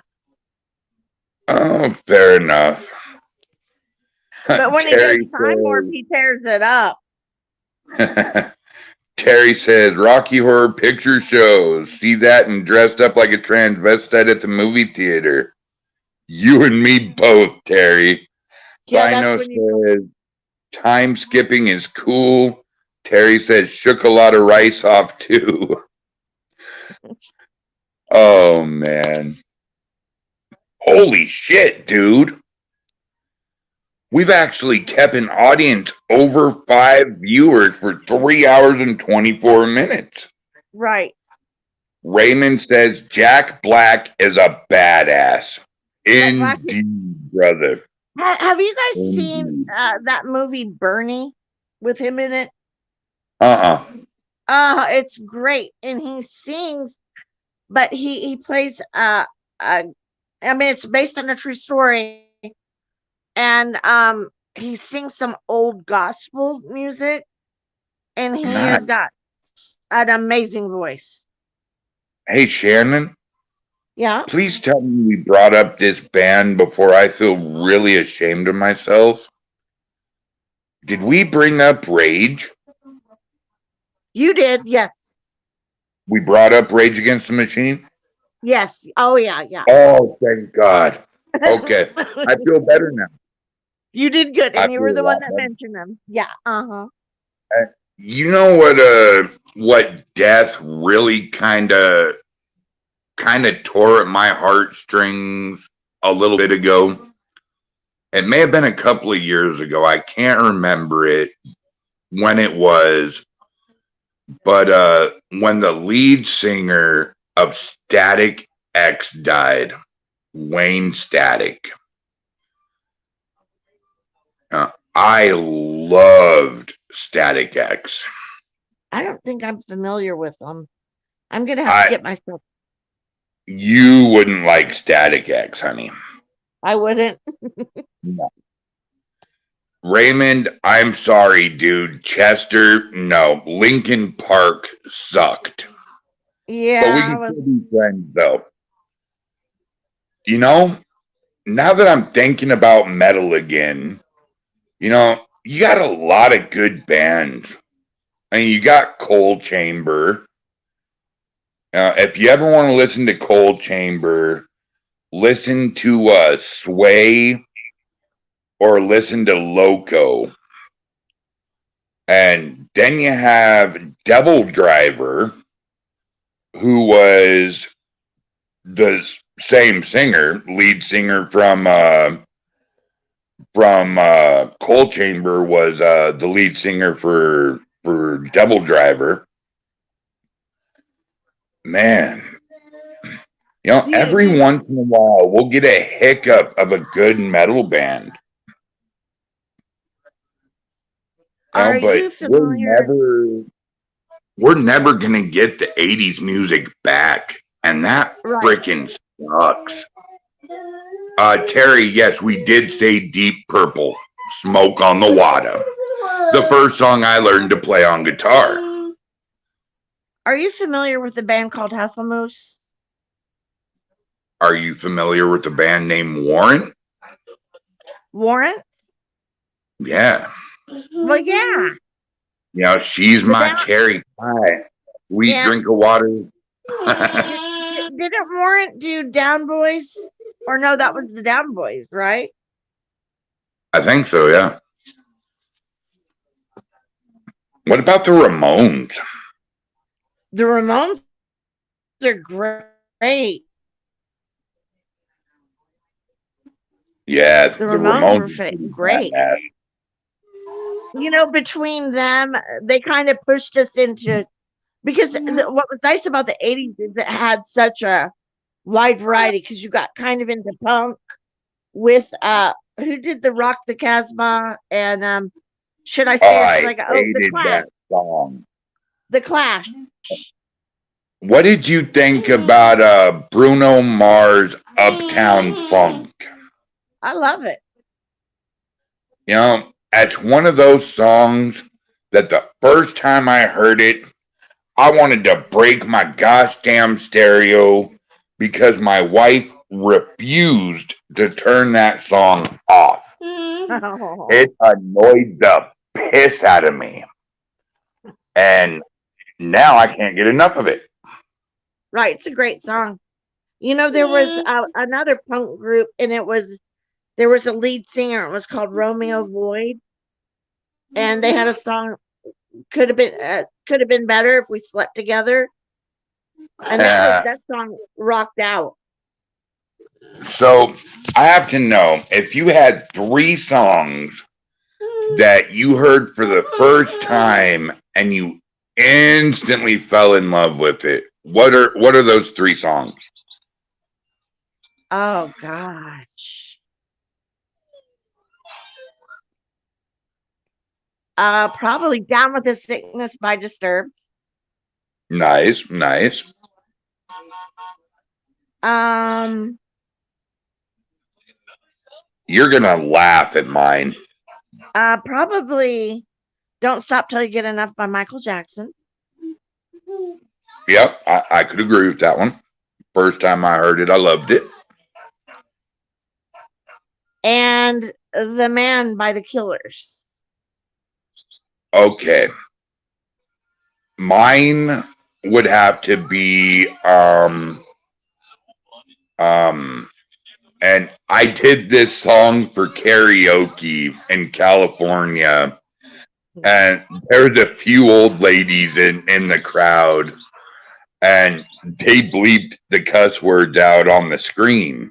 But I'm sorry, I knew that song way too good, Right. and I said them anyways.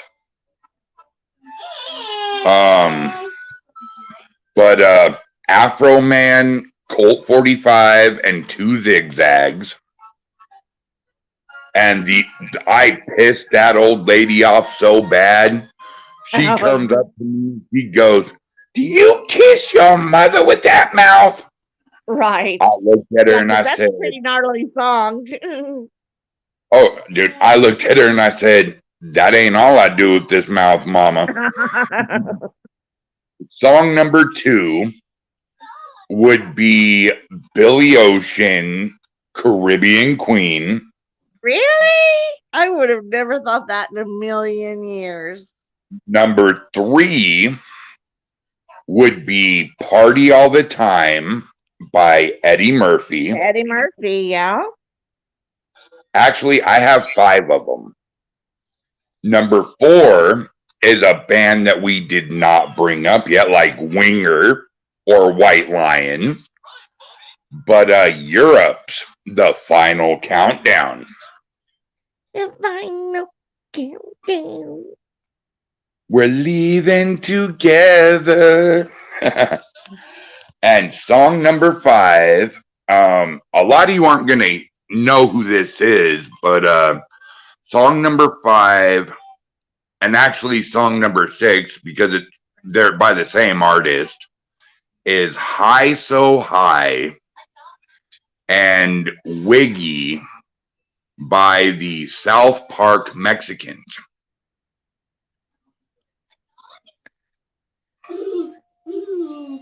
Yep. My extra 2 are Flying High Again, Ozzy Osbourne. Ooh. And oh, that's a hard decision. Probably Slow and Easy by Whitesnake. All right. Ooh, Slow Ride. Foghat. Foghat. Good. 6 Daisy, Carrie. Yes, I love that song. Terry says she brought up White Lion. All right. Let's see. I have a CD in my car, and I'm trying to think of what it is. I know I have Skid Row's greatest hits. I mean, who can resist Youth Gone Wild and 18 in Life?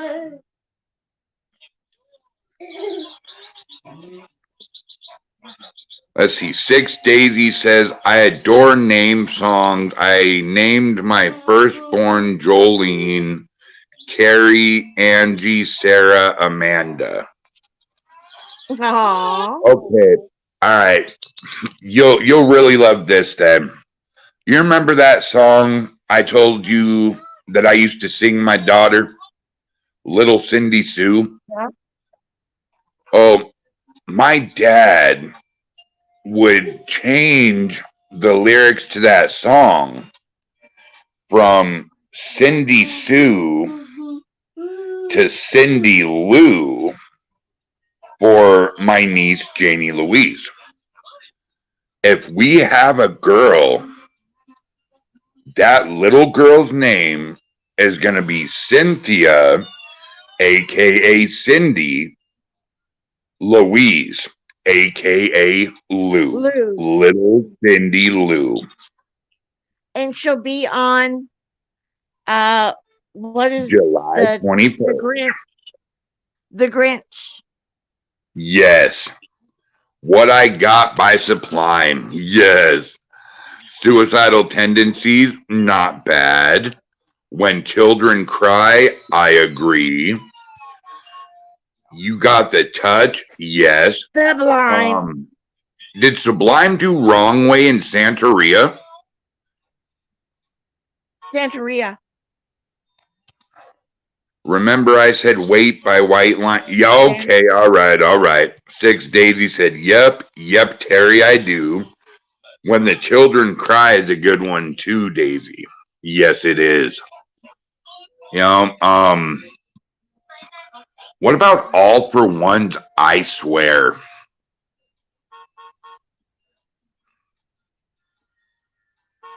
What did you think about that song, Shannon?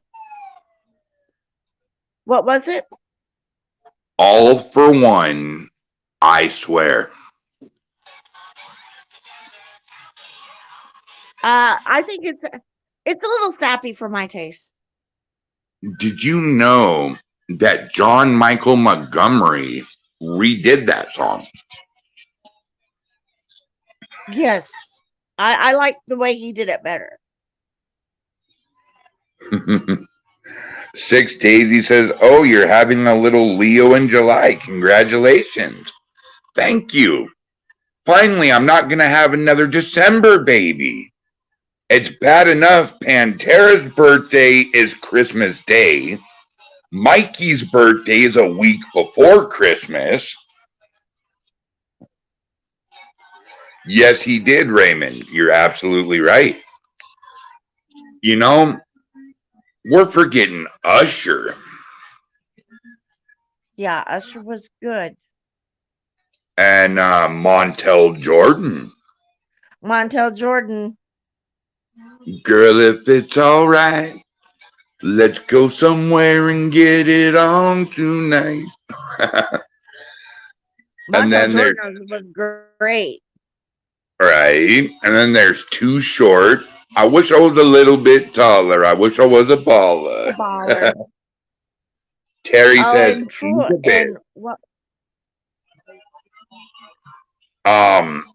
was the name of that song? Real Close. Shot collar, 20-inch blade on the Impala. Get laid tonight. Switch it real tight. Gotta play it right. It's the flyway. Make it money the flyway. But there's gotta be a better way. Yeah. Oh man. You know, nobody on this podcast ever has gotten me to laugh so hard I tear up. Shannon, I have to tell you something. I have had an absolute shit day today. I didn't even want to do this podcast tonight. I was thinking of excuses to get out of it. I know you were. That's why I kept messaging you and being like, you know, I know I had a feeling. But you know what? I am so glad I did this podcast. I guess I just needed my Shannon time. That's right. And look at us. We've gone down the music brick road and yeah. Oh shit. Who did Insane in the Membrane?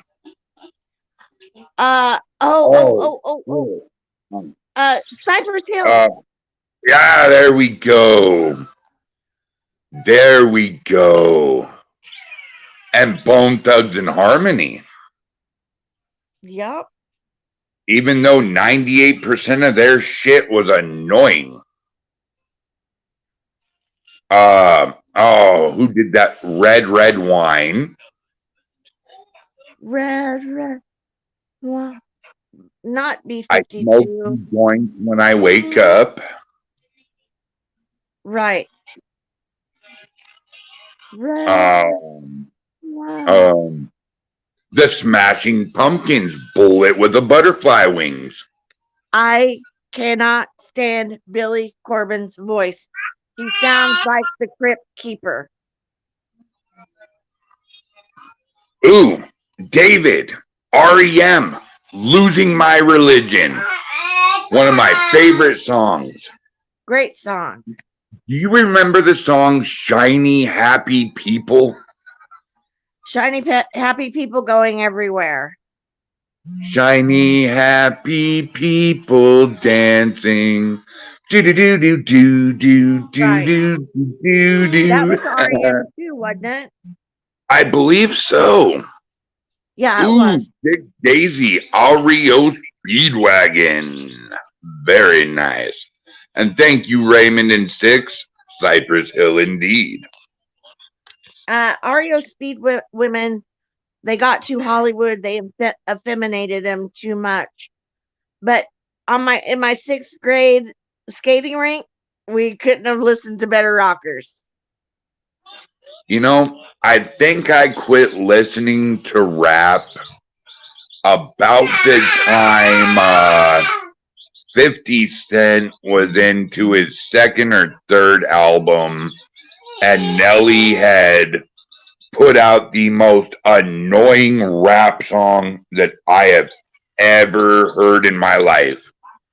Something about beans don't burn on a but every time I hear that song, I literally want to punch something. That was words off the Jeffersons, wasn't it? I don't know. Moving on up. No. Nelly sang this song. Right, but it sounds like the theme from the Jeffersons. Shit. Did you ever hear about 5 Foot Thick? Yeah, I have heard of that. So you know 5 Foot Thick is from Spokane? I didn't know that. Yeah. Did you know Alice in Chains is from Seattle? I know there was a lot of the 90s music was prolific in Seattle. Oh yeah. Seattle was the grunge in the 90s. Absolutely. Right. That movie Singles couldn't have done a better job. And the Screaming Trees, I Nearly Lost You. Rick Lanigan, he passed away last week. May he rest Really? in peace. Yeah. Ooh, Gary Wright and Peter Frampton and the Animals. Peter Frampton was huge in the 70s. Huge. Okay. So I have a couple of obsessed songs that I don't have to listen to every day, but when I'm in a certain mood, I have to hear them. There's Buck Cherry's Crazy Bitch. Right? I don't know who does this song, but it's called Porn Star Dancing. Isn't it something on the disco? Panic at the Disco. Panic And at the then Disco, I believe. There's what the hell's the name of that song? Colossus by Avatar. There's 1,000-Foot Crutch, Let the Sparks Fly. There is oh, come on, don't do this to me now, don't shut off. Oh, who did that song? Okay, are you familiar with horror movies? No. All right, somebody on here, Raymond, Six, Terry, please tell me you're familiar with horror movies from the 80s. Please. Hey, if if my camera goes out because I'm running out of juice, My if it goes out, darkest days with porn star dancing. I had an amazing evening, and I love everybody. And thank you for tuning in. All I'm right. getting low on Well, percentage, so I just wanted to say that to everybody. all right, your guys' extra credit. Who does Into the Dawkin, Into the Fire, and Dream Warriors? Got it. All right, guys. It has been a fun night. Thank you for spending almost 4 hours with your ghost host and your new ghostest host, because she's official. I said it. She will be here every Monday from now on. Every She Tuesday. passed the test. She beat the Every- rest. Every Tuesday at 7. Oh, Tuesday, yeah. Sorry, Tiffany's got Monday. Okay. So, thank you guys. I hope we did good. And before I go, I want to leave you with one more great band, Avenged Sevenfold. And for everybody out there tonight, like I said, you have my phone number now. Don't deny it. Give me a call. You need a catchphrase, woman. I do, don't I? Thank you for that song Into the Mystic is I love it. So I think my catchphrase will be, thank you for letting us rock your gypsy soul. Ooh. That was borderline sexy, Sharon. Or Shannon. It was, but I took it there a little bit. I did. I'll admit it. Well, you guys, obviously, we know what you guys like now. And we're sorry, guys. We didn't mean to make this all about paranormal 24/7. You guys have shown us tonight, by all of your love and support, that we need to let loose. We need to quit being so serious. Right. And we just need to let our freak flags fly. Right. And it was such a joy getting to know everybody better. Absolutely. Raymond Newsom, Next Time Movies. Dude, you got it. 80s and 90s horror movies. Oh, any movies from the 80s and 90s. Oh, God. Can we do it right now? Sounds great. Yeah? All right. Top 3 80s movies, and then we're cutting it off. Hi. This one's easy for me. No Way Out. No Way Out. Okay.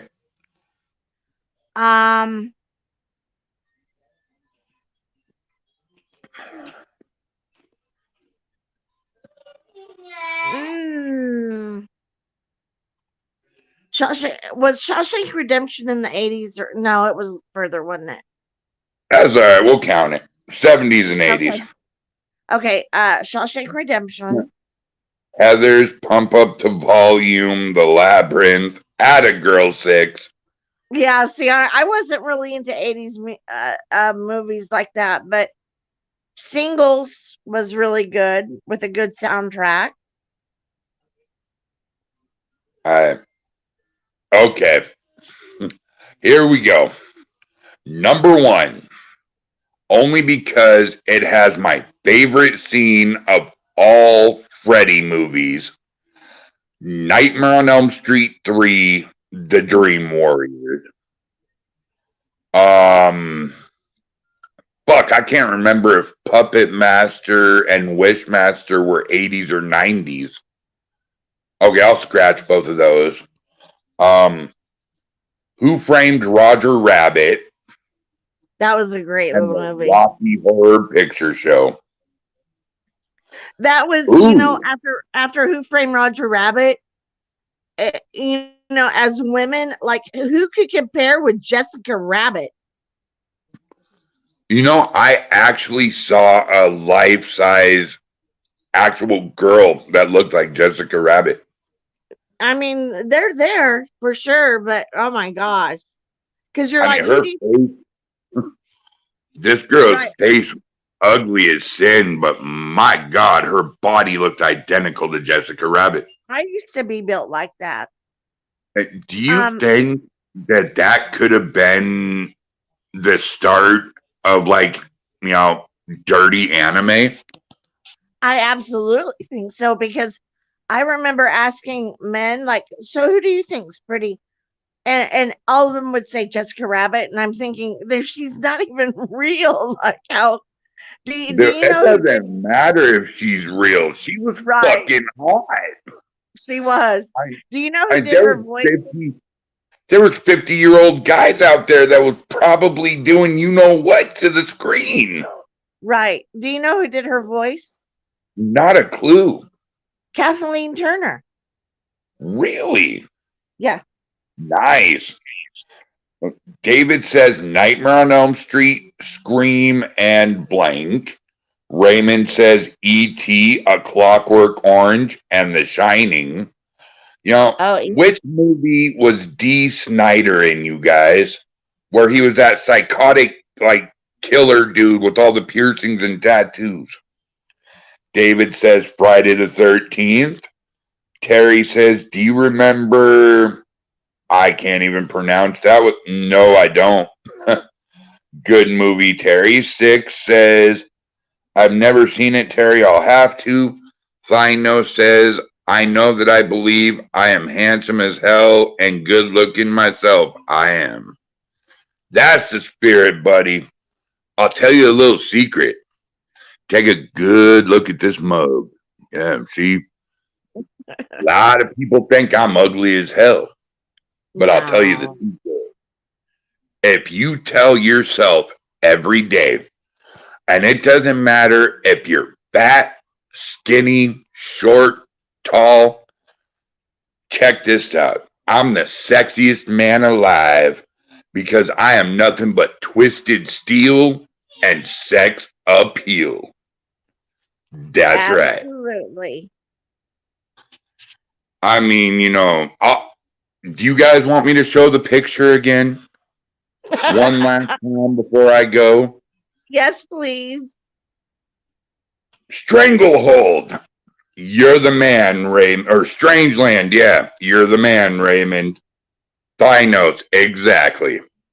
Alright, I don't think you guys saw this picture yet, but I'm gonna show you guys what I actually looked like when I first met my wife, and it's gone.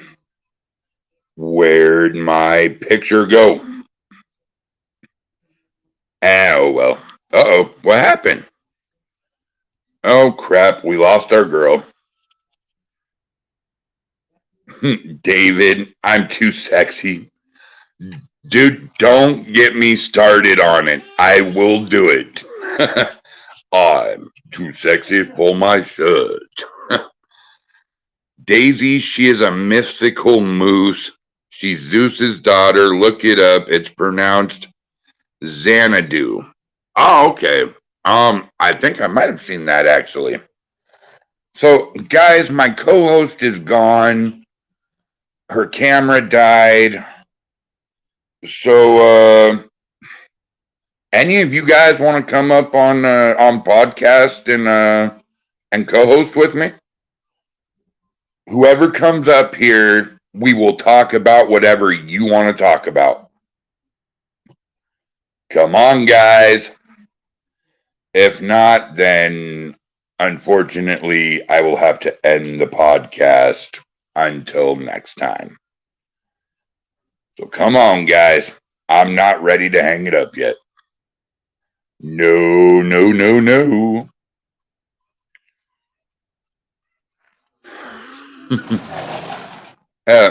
You know, another good movie actually was RoboCop.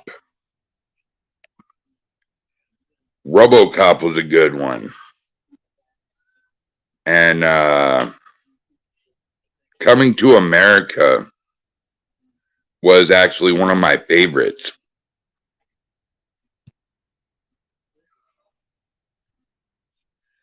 But my all-time 2 favorite movies of all time, it would have to be number 1, Vampire in Brooklyn.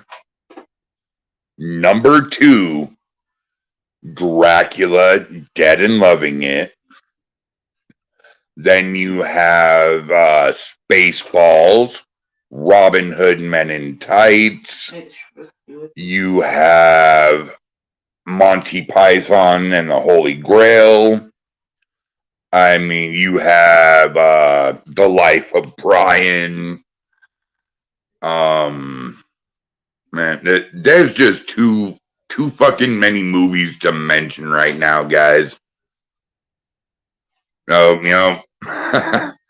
it's crazy.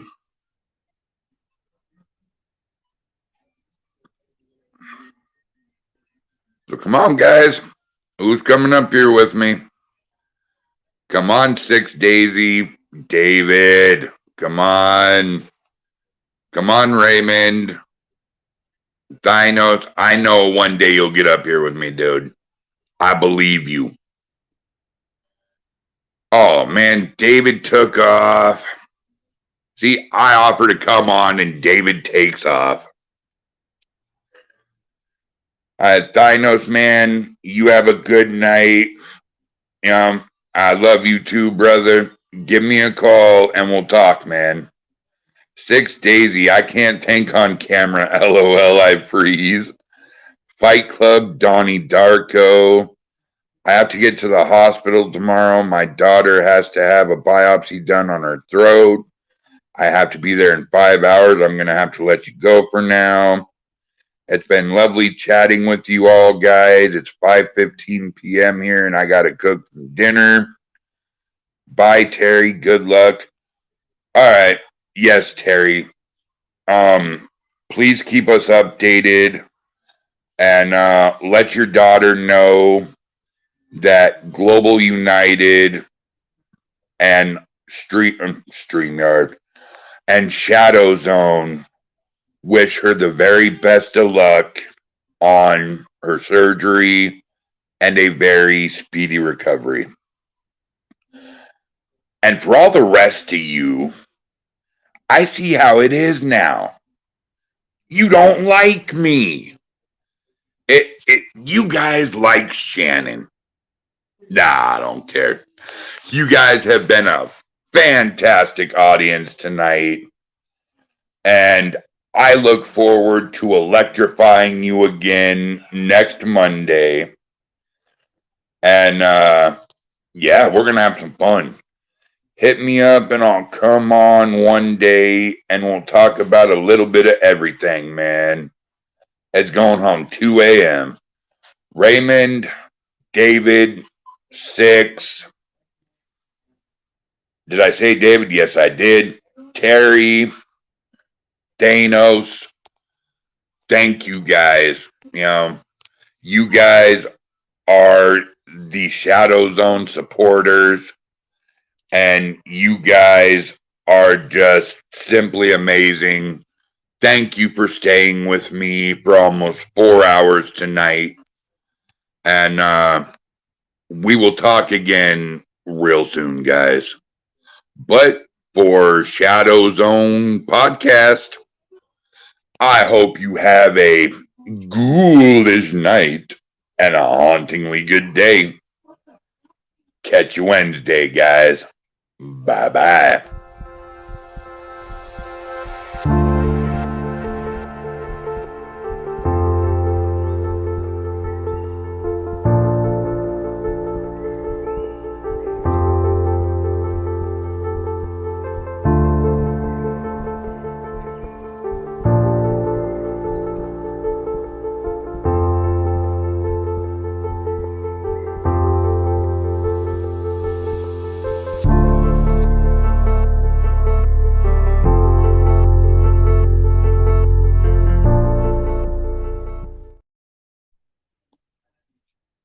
Bye, guys.